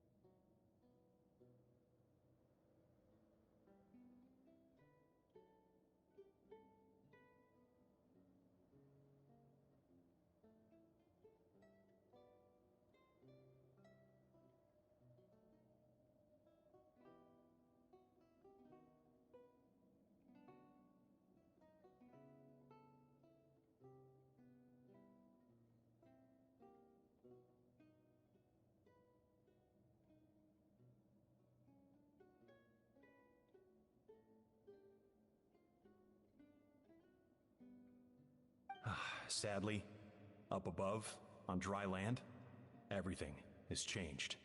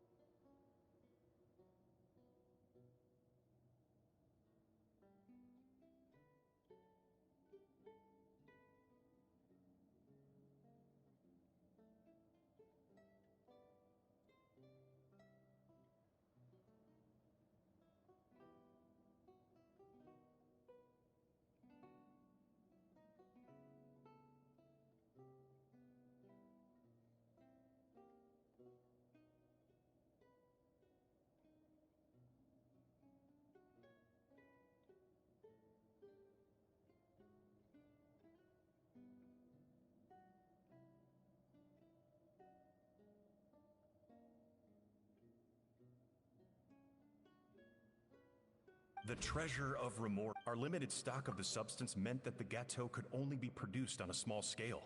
But this only drove up the popularity all the more. Modeste was right about that too. He predicted all of it. He was praised as a genius, while I, as the one person who'd ever disagreed with him, was labeled a talentless fool. Modeste tried his best to console me, but I knew better than anyone just how great the gulf was between us. Our conversations grew scarce, and we saw less and less of each other. I didn't fight it. He had new friends and a career of his own. Why invite further disdain by inserting myself where I did not belong? I told myself that maybe one day, when I finally created a masterpiece of my own, I'd be able to face him without shame. Or maybe one day, when I've put these feelings of self-loathing behind me, I'd be able to ask him with a smile on my face, how about we go on one more adventure, for old time's sake? Unfortunately, that day will never come. So it was Savelli. From the sounds of it, he came back after Modeste had already died. I always thought it was just a legend. But if it's true, then this must be the place where they found their secret ingredient, the birthplace of Gâteau de Bourg. In that case, what does that say about the death of Modeste? If it's all true, maybe Savelli really did have something to do with it.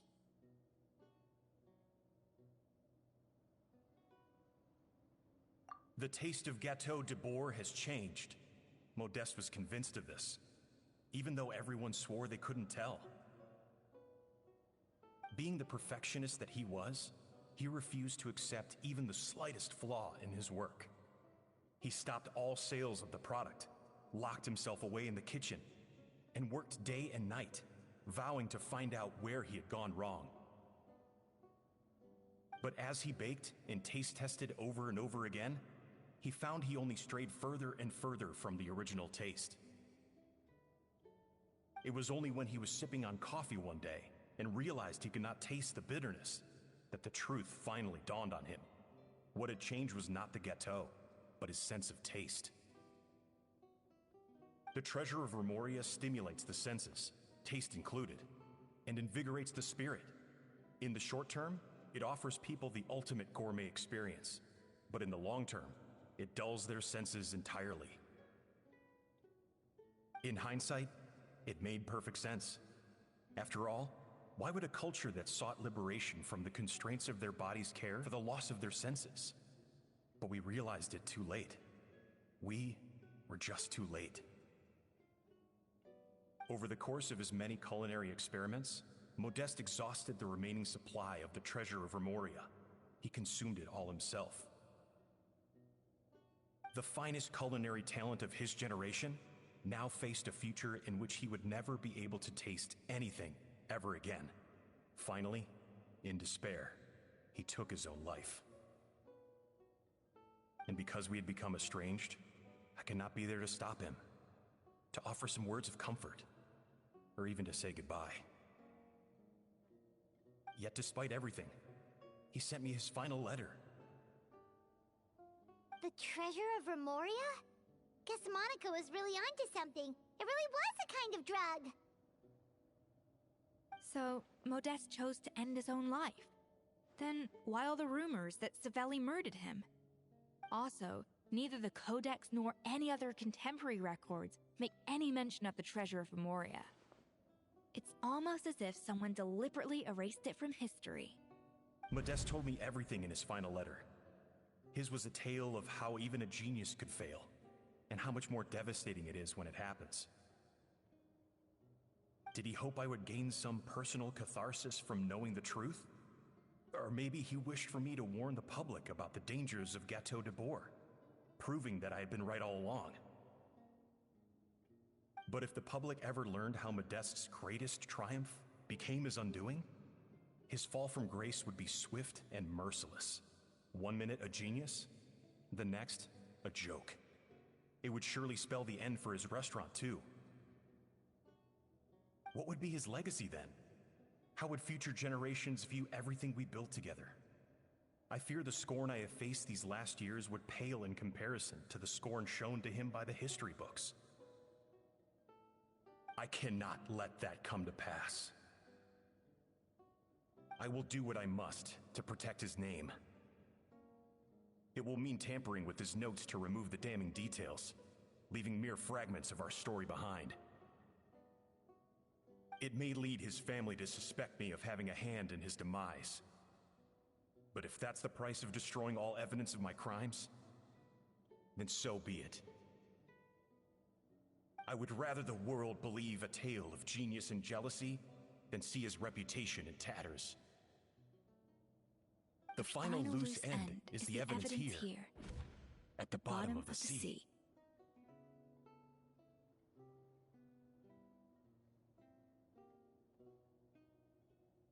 Huh?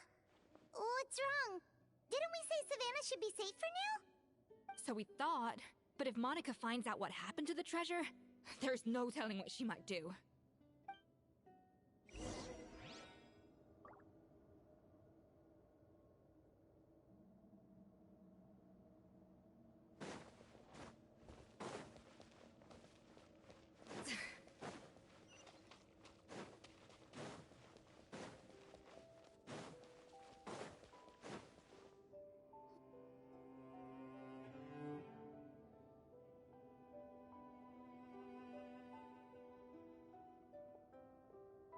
The treasure of Remoria. I have found you at last. Savelli, you tried your best to bury the truth, but you underestimated But I have to thank you too. But now, finally, the secret to Remoria's military might is within my grasp. The treasure of Remoria is mine! Oh. It's empty. It's empty? Monica? Oh, we were seconds too late. Escoffier? What's the deal with that jar? Savelli's final act! He wanted to conceal the secret of the treasure forevermore and make sure it would never harm anyone again. So he came here after his friend's death and destroyed every last shred that remained. This can't be happening! All the years I spent piecing together the truth. All my painstaking planning. All that for an empty jar? Monica, don't do anything stupid. This ruin is more dangerous than you realize. Oh, shut your pie hole! Praise be to Lord Remus. You barbarian shall be slain.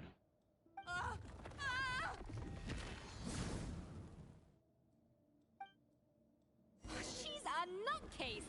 A liability to herself and everyone else! Well, now it's up to us to clean up the mess she's made. Take these golems out! Hold on to your hats. Let's fly!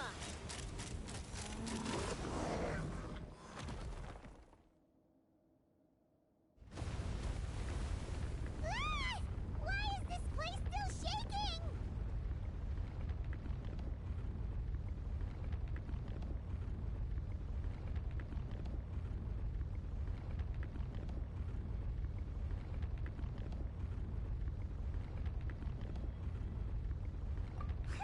Either way, it's all her fault.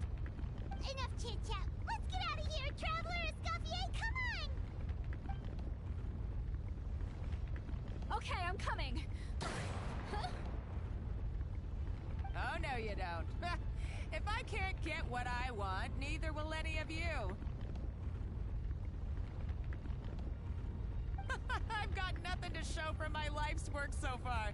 But if I can take another so-called genius down with me in my final moment, then it was all worth it. You're a psycho!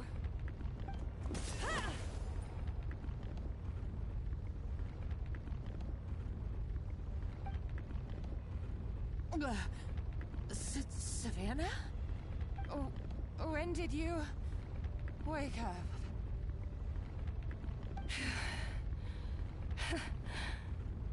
I may be a lousy chef, but it looks like I'm not a complete waste of space. Traveler? Okay, let's go!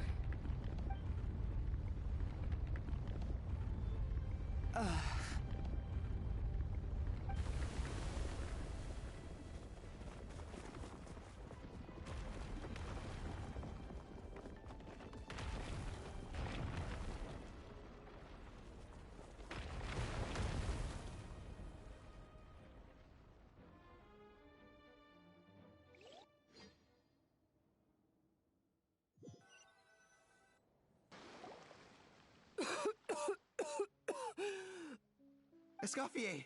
Savannah! Traveler! And Paimon! Venegem! What are you all doing here? What did you expect us to do? Stay at the restaurant and sit on our merry derrieres? While the Traveler and Escoffier were out here risking their lives? We had to do something. Even though that something ended up being, well, waiting for you here instead. I don't deserve any of you. And I certainly don't deserve to be your head chef. It was my fault Escoffier had to leave. Then I couldn't live up to her standards. I acted like a tyrant in the kitchen. And now I almost got myself killed. Come back, Escoffier. Come and be our head chef again. I'll never be able to replace you. Okay, so everything I said to you the day I left, it just went in one ear and out the other? Huh? Sorry, I was kinda in my own head at the time. All I could think about was the Lumiline situation. What was it you said again? Forget it. It doesn't matter. Anyway, I didn't leave this job because of you. And you're not nearly as awful a chef as you think. If you were that bad, why would all your staff show up here for you?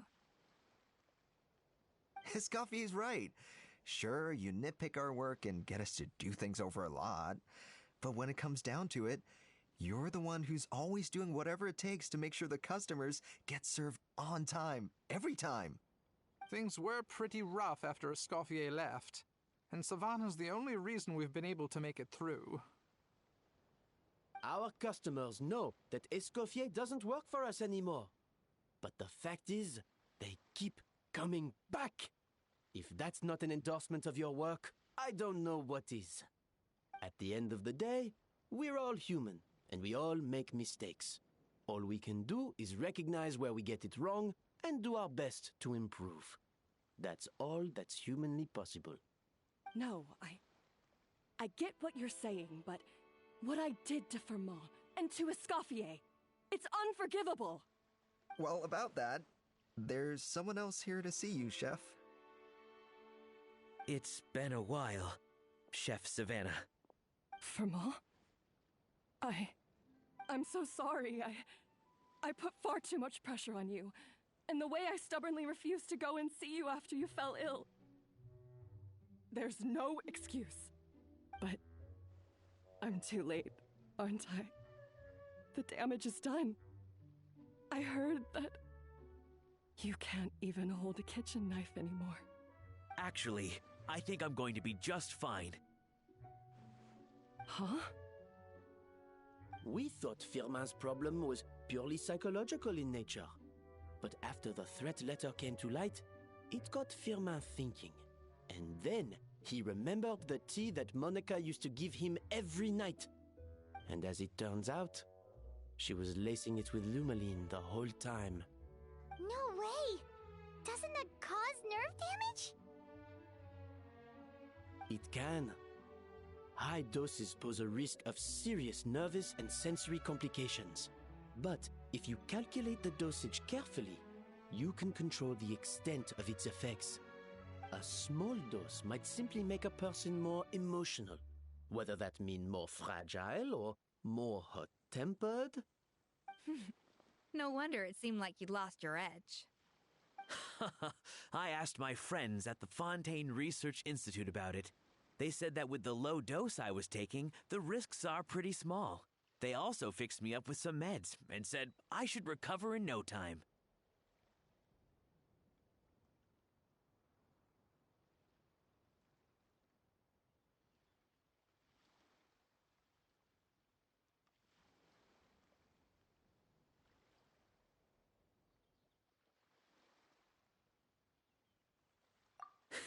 Well, that's what happens when you give someone a little bit of hope to cling on to. There's more.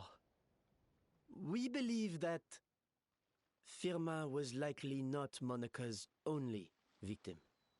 You mean she poisoned me too? Oh, so that's why Savannah's been so irritable this whole time. Let's not be too quick to blame everything on the Lumiline. That stuff can only amplify what's already there. So tasty food will seem like the most delicious thing in the world, while food you don't particularly care for will become utterly revolting. So you better make sure you reflect on your behavior and apologize to every single person you've wronged. I will. I'm sorry. There's still one question that's really bugging me. Why is it that no matter what I do, my Gâteau de Bourg never tastes the same as yours? Is it just... I mean, is it because you're a genius and I'm not? It's because the heating element in your oven is broken, you silly goose. What?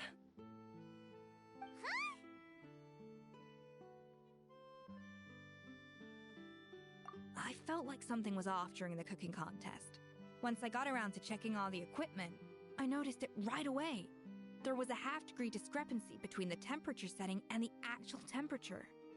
All the ovens in the whole kitchen had the same problem, which confused me at the time, but I would have figured it out the day of the bake-off, since the issue affected both our teams. But of course, Monica sabotaged mine so that could never happen. No. I spent so long trying to find out where I was going wrong, and then you pinpoint the problem in just one night? It all comes back to one simple, undeniable truth. You're a genius, and I'm just plain old Savannah. Oh, cut it out! Stop the woe is me act for a second and just think. I came up with this recipe. You don't think that might have something to do with it? Do you know how long I spent perfecting my Gâteau de Bourg? 3 years! 3 whole years! I know this dish inside out, back to front and upside down. And you've been head chef now for what, 6 months? If that? A couple hundred failed attempts, and you're gonna throw in the kitchen towel and declare you'll never be successful because you're not a genius. You clearly have no idea how many kitchen failures I've had under my belt, or just how long it took me to finally get my recipe to a level I was satisfied with. Genius or not, everyone makes mistakes. Modeste did, Savelli did, everyone does. You're only a lousy chef if you don't face up to your mistakes, learn from them, and then keep chipping away until you crack the problem once and for all. Surely you haven't forgotten all that. You were no lousy chef back when I handed you the reins. I haven't forgotten. And I'll make sure I never do. That's our head chef. Ha ha! Sounds like we won't need another changing of the guard in the Hotel de Bourg kitchen anytime soon. Huzzah! Aw, what a perfect ending to a crazy journey. Look how happy everyone is. So you got your mojo back now? Yeah. Thanks to you, Escoffier. In fact, no.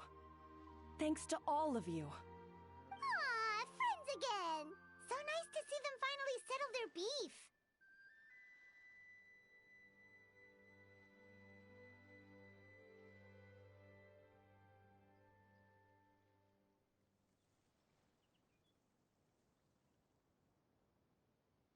Good. So now that's out of the way. It's time for payback. You cheated in our last bake-off, and I demand a rematch right now. Huh?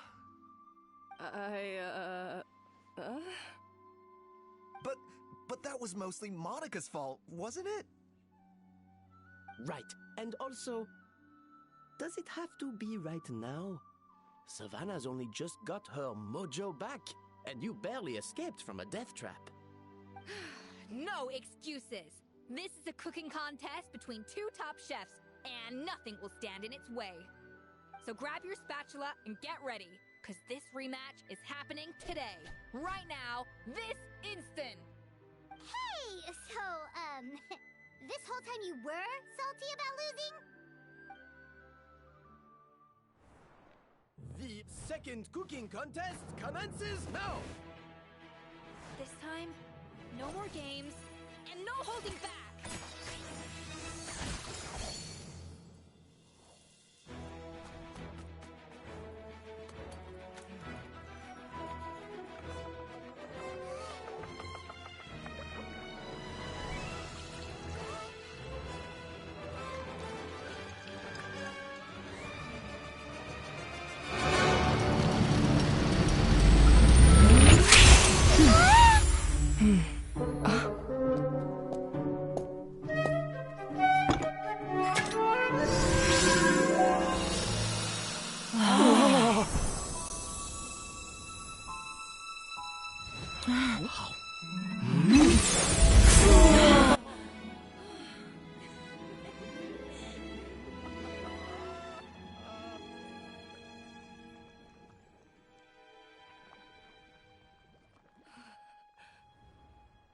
I feel like I don't have the right to be here.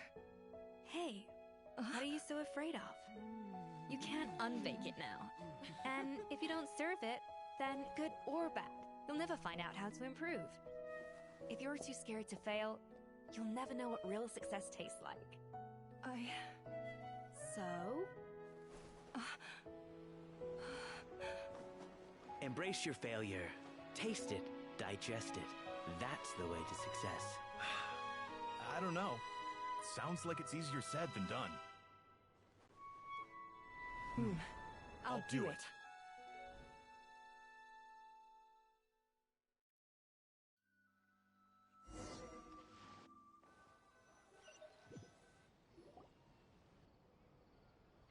The results are in!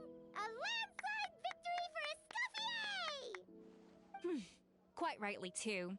Piece of cake.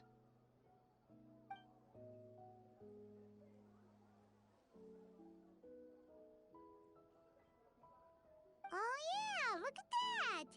Savannah looks pretty chipper too, considering she lost. Now, where were we? Yes. Do you have any more questions for me after everything that's happened? I thought Navia would have filled you in. And actually, I said all this to Savannah before I left.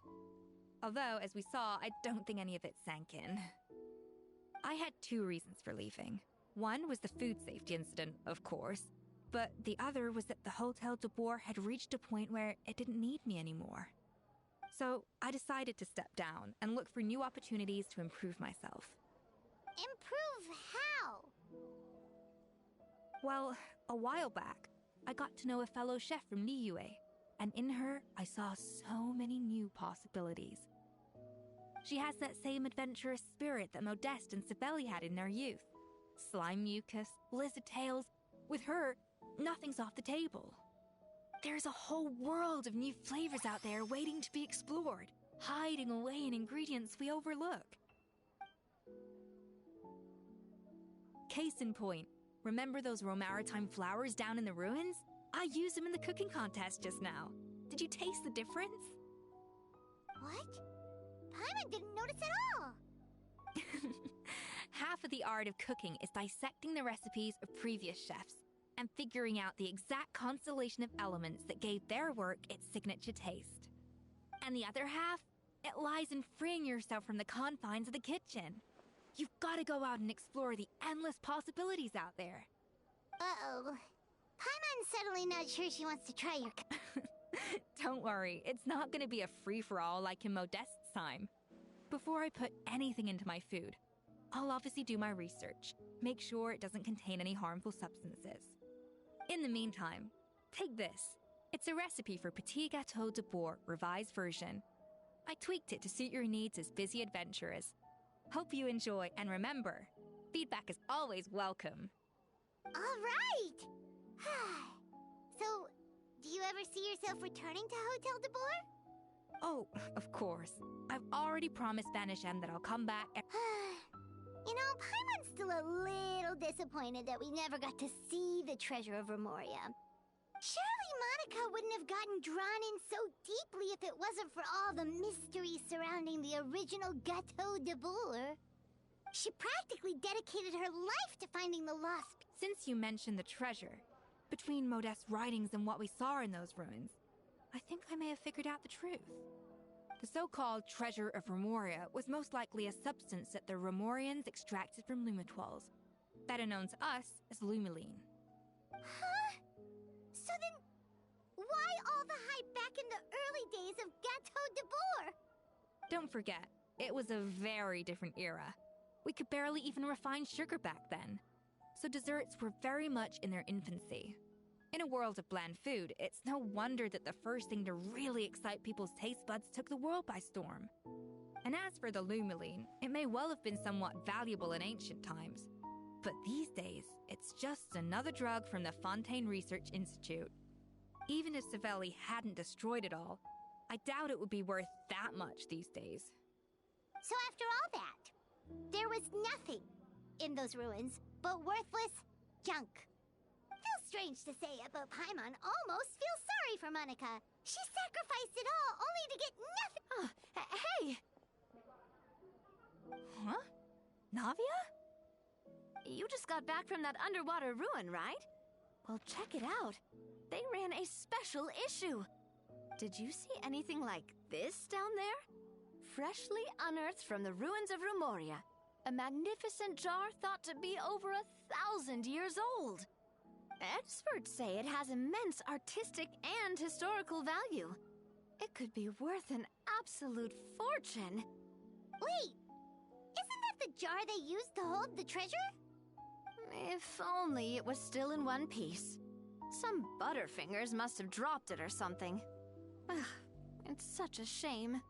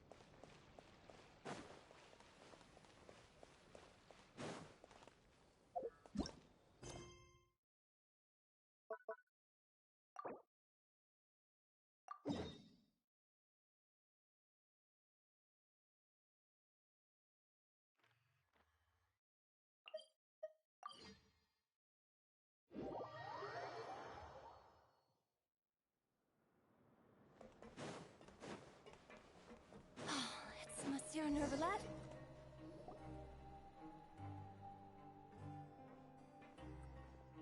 Welcome to the Fortress of Meripede, dear esteemed guests. We're back! Oh, and a greeting from none other than the Duke himself! Guess we made a name for ourselves at this place. This isn't anything new. I figured you had important matters to discuss when the two of you, not to mention the Chief Justice, showed up. Let's assume we've gone through the pleasantries and cut right to the chase.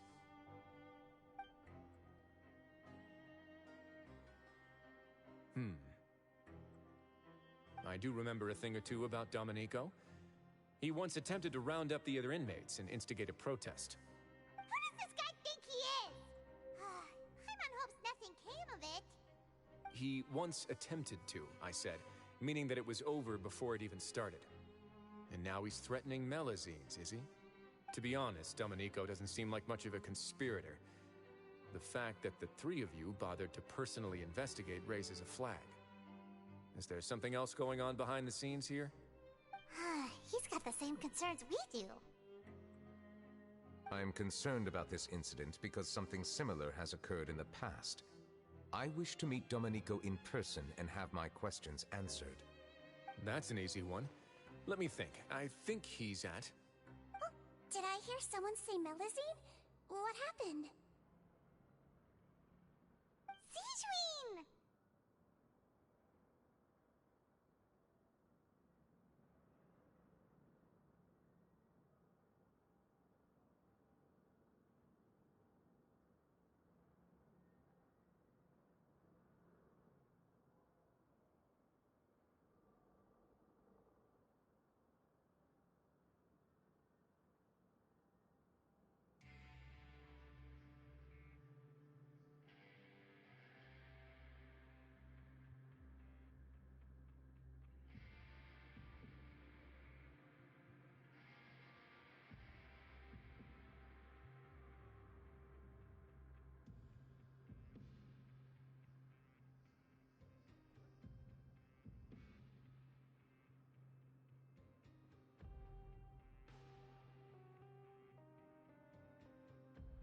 Yeah, and we're investigating. The person who threatened her seems to be imprisoned here. Really? Is Kiara gonna be okay? There's no need to worry. Clarande is protecting her as we speak. Well, that's great. But if the criminal's still... Is there anything you can do about this? Ah, head nurse. Do you require me to personally deal with the criminal? Wriothesley. Okay, I get it. I'll bring Domenico to you. That's your only demand, correct? Think of it as more of a humble request. I'm here on my own accord, not to formally transfer a criminal for trial. I urge you to set aside any concerns. Thanks for the trouble. Consider me in your debt. Whoa! If Paimon were the Duke, Paimon would take this chance to ask for something really important. Well, were I still a criminal, I'd probably ask for a lighter sentence. But I'm sure Monsieur Neuvillette would reject that. But enough jokes. I'll look for Domenico and bring him to you. Make yourselves at home. Our dear head nurse has mentioned you quite a few times, so I'm sure she has a lot to say. Please come with me to the infirmary. Ah, and watch your step. There's some pretty dark areas, so make sure you don't trip over anything.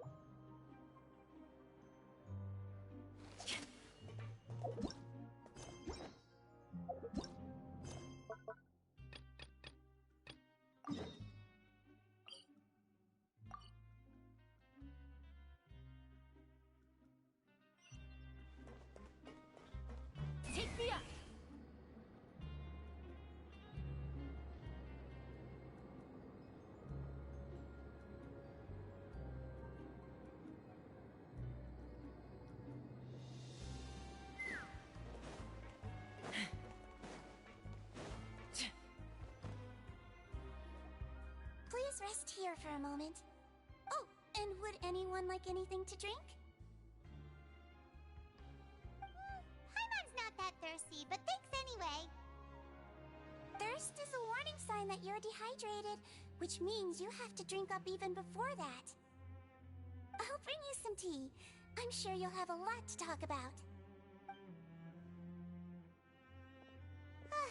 Typical Seishuin. Concerned about everyone's health as always. Why aren't you two saying anything?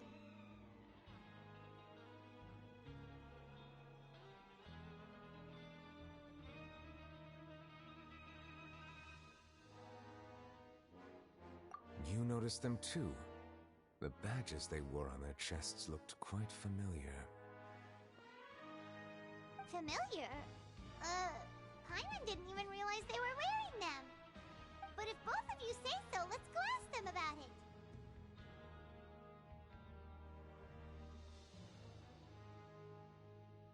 That's not a bad idea. I will stay here and wait for news from you.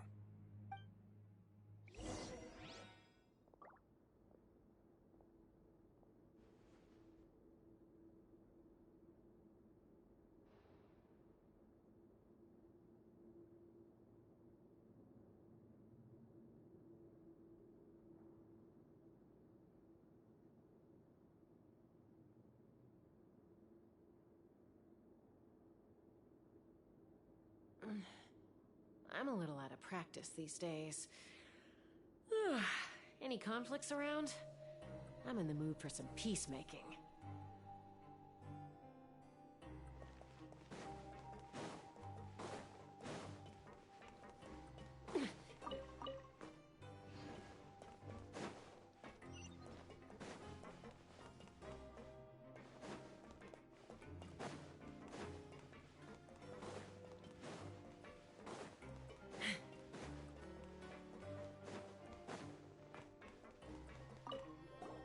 Anything you need? Oh, this? Are you interested in joining the Mutual Aid Network? What's that? We have a very long history, going back as far as 400 years ago. We have never had many members throughout our history, nor do we have much of a reputation, but everyone treats each other like family. Helping each other is our purpose. At the same time, we seek to maintain just dealings as much as possible. Sounds like a pretty neat organization. All we want is to defend ourselves. None of us have ever committed serious crimes, and we're not especially powerful either. We're at a natural disadvantage here in the fortress. But people won't give us a hard time if we stick together.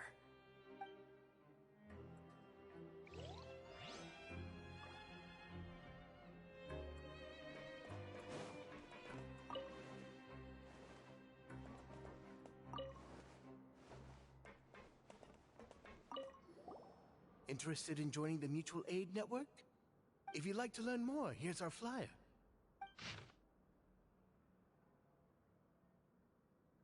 Our slogan may have evolved over the centuries, but our goal has remained unchanged. Here, this book is for you. You're welcome to come and sign up anytime.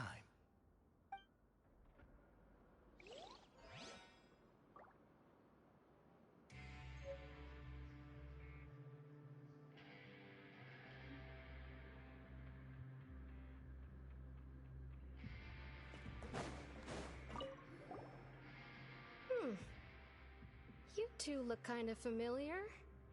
It's the symbol of the Mutual Aid Network designed by our first president. From what I've heard, it's based on something called a Medal of Peace. I've never seen one of those medals for myself, though.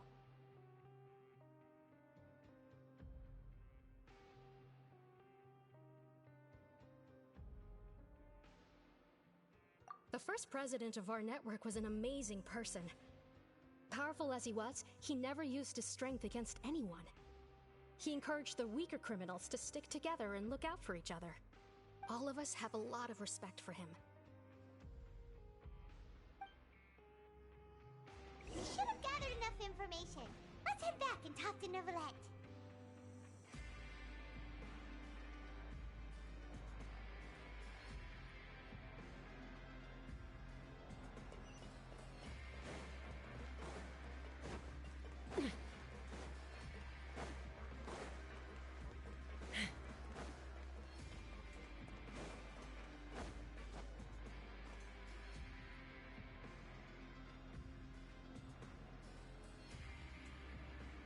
Did you manage to gather any intel?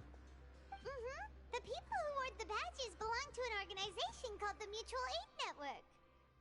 According to them, the badge's design was inspired by the Medal of Peace. Have you seen any of those before? I personally crafted 2 of them myself. They were awarded to Carol in Vautrin. Carol's medal was destroyed in a fire. The only one that remains should belong to Vautrin. Oh! So the network was inspired by... Monsieur Neuvillette, His Grace has requested your presence in his office. He's found Domenico. All right. Let us talk to him first and get to the bottom of this situation.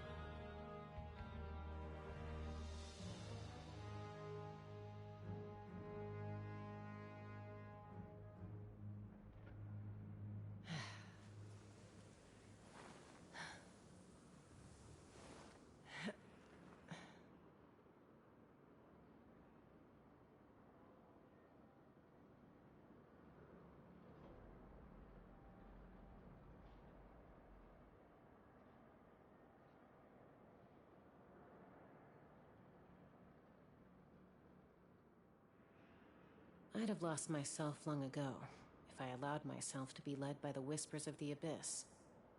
Surviving is tough. Taming the beast within is tougher.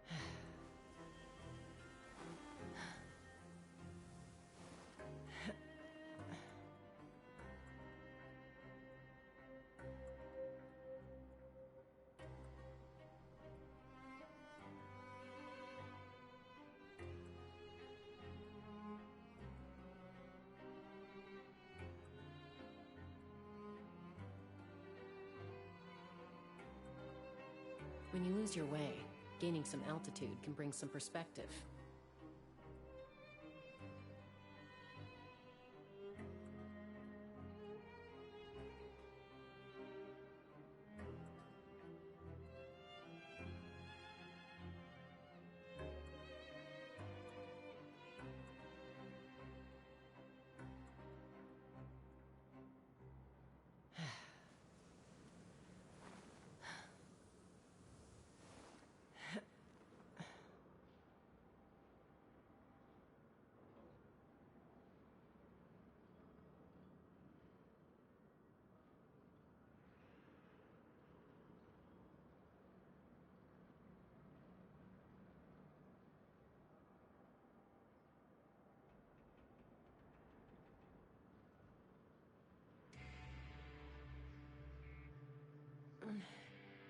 I'm a little out of practice these days. Any conflicts around? I'm in the mood for some peacemaking.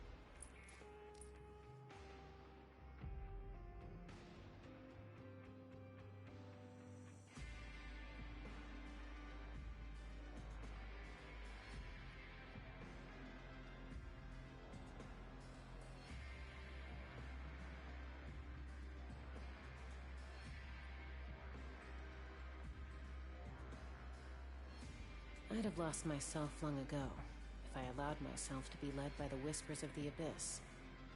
Surviving is tough.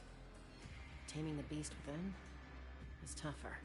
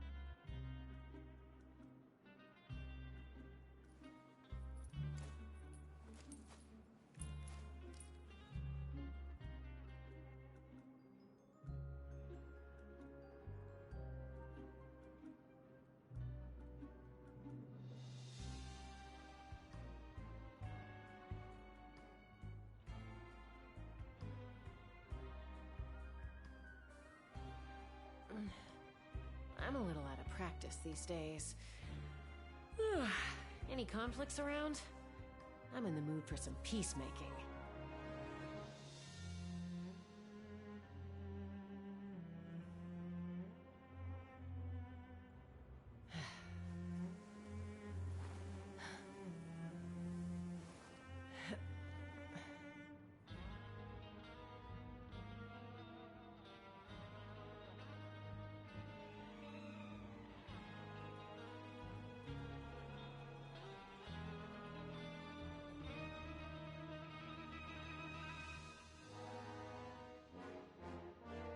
When you lose your way, gaining some altitude can bring some perspective.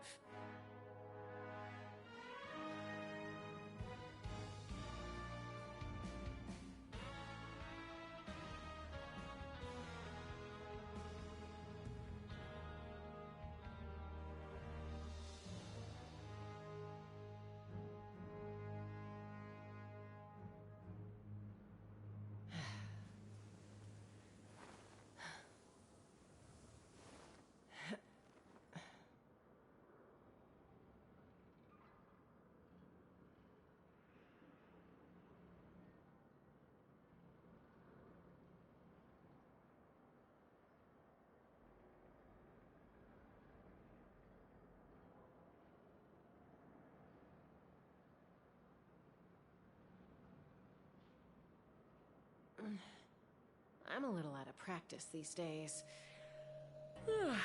Any conflicts around? I'm in the mood for some peacemaking.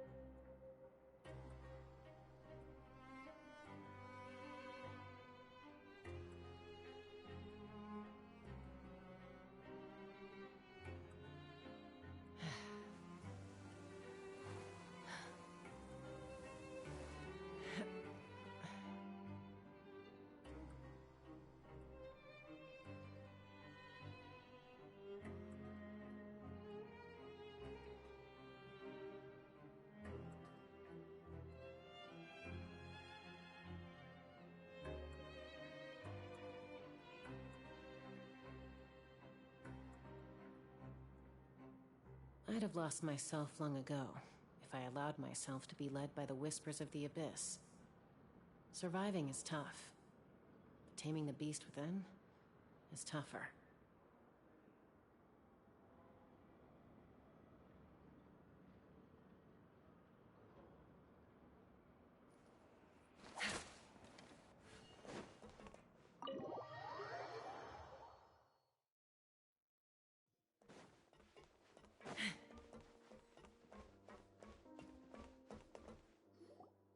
Allow me to introduce this fine gentleman, Domenico.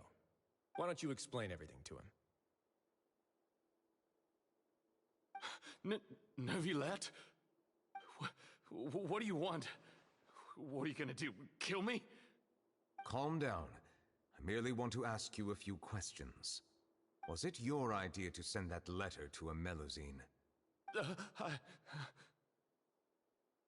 Hassan has already confessed, so there really isn't any need to keep hiding. That idiot! I can't believe I trusted him. Let me ask this another way. It was your idea to send that letter, correct? Yes. Who is pulling your strings? What? You're not trying to frame me for something I haven't done, are you? It's best if you realize the gravity of your situation. The Chief Justice of Fontaine has been personally investigating your case. I assume your previous attempt to incite unrest at the Fortress of Meripede has something to do with this as well. I admit I acted on impulse. I'll tell you the truth. But before that, you must ensure my safety. I can do that.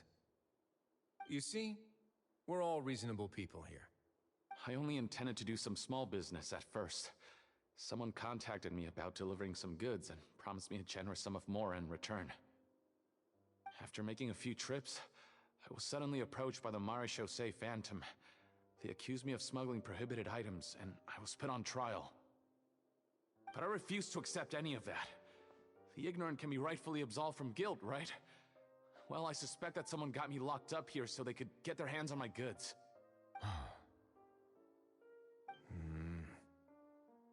And then you decided to take revenge on the Melusines? Over that?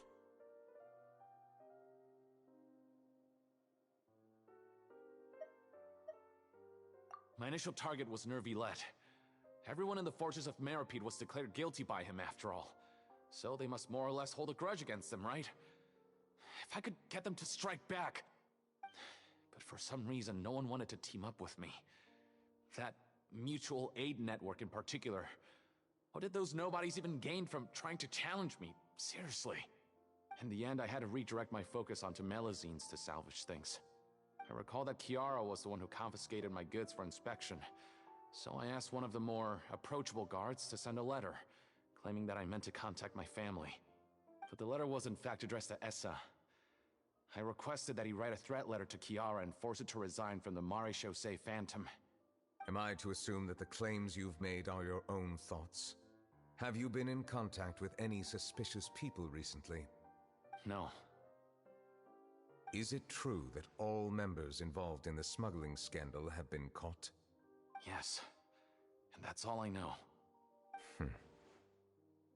Sigewinne, please take him back to the detention center. I'll deal with him later.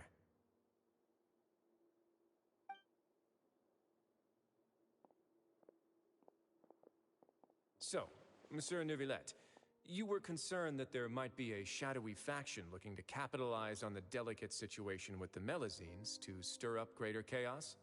Yes. I experienced a similar incident in the past, so I had to be prepared for any possibility. And how long ago was this incident?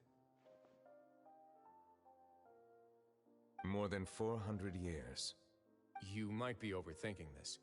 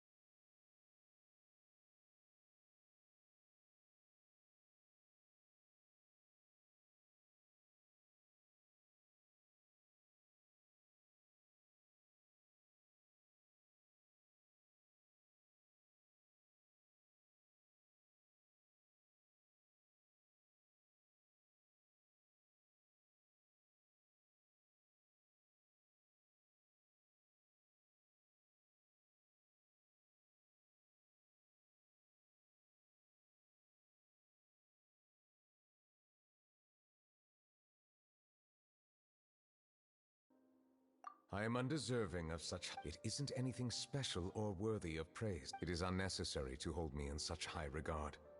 The complexity of human emotions and willpower far exceed those of mine.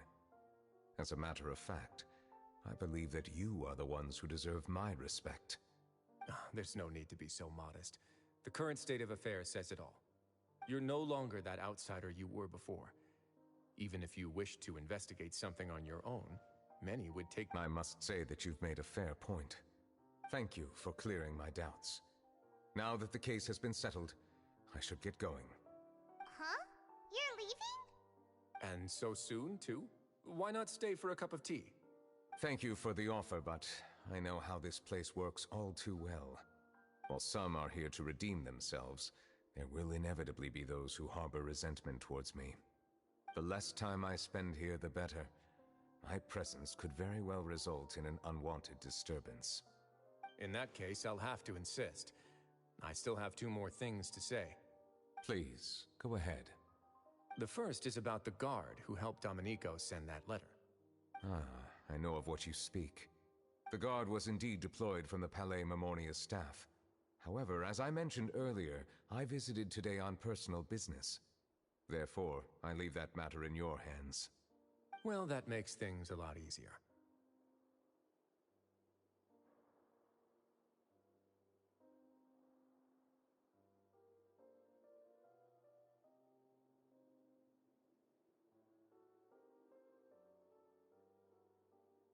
Hey now, don't let your imagination run wild. Those from up there have a tendency to sympathize with others. However, down here, such thoughts will put you at high risk. I'll have a chat with the guard and remind him to take precautions in the future. I see no issues with that. Great! That's one thing out of the way.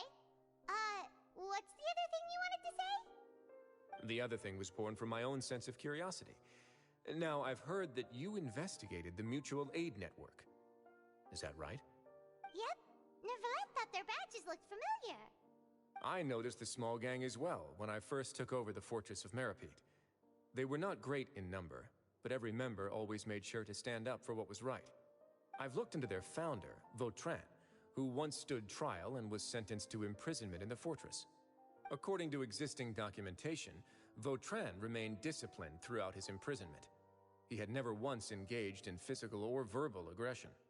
In other words, how he presented himself in prison was very different from his behavior in court. What?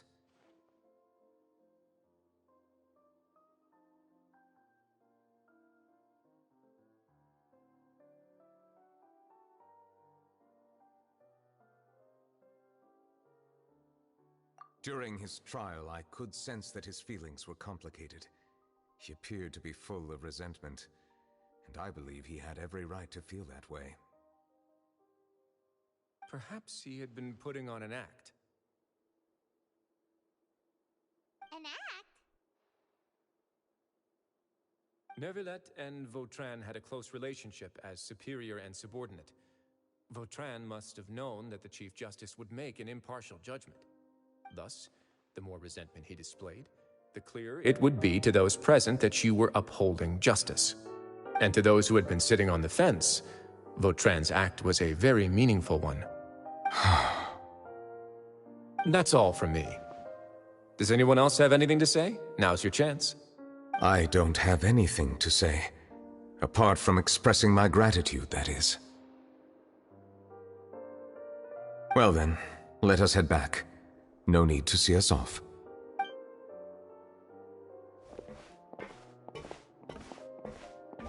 Please, take care.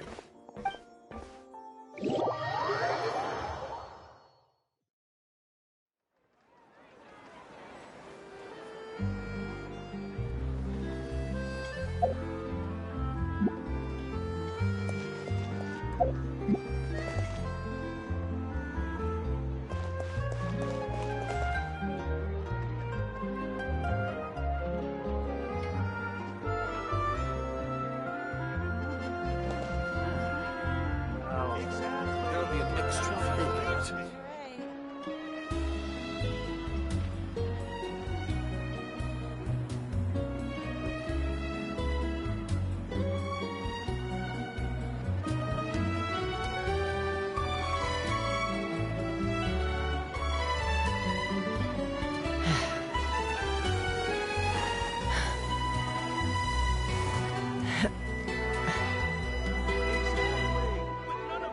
an extra fee for that. I'll think about it.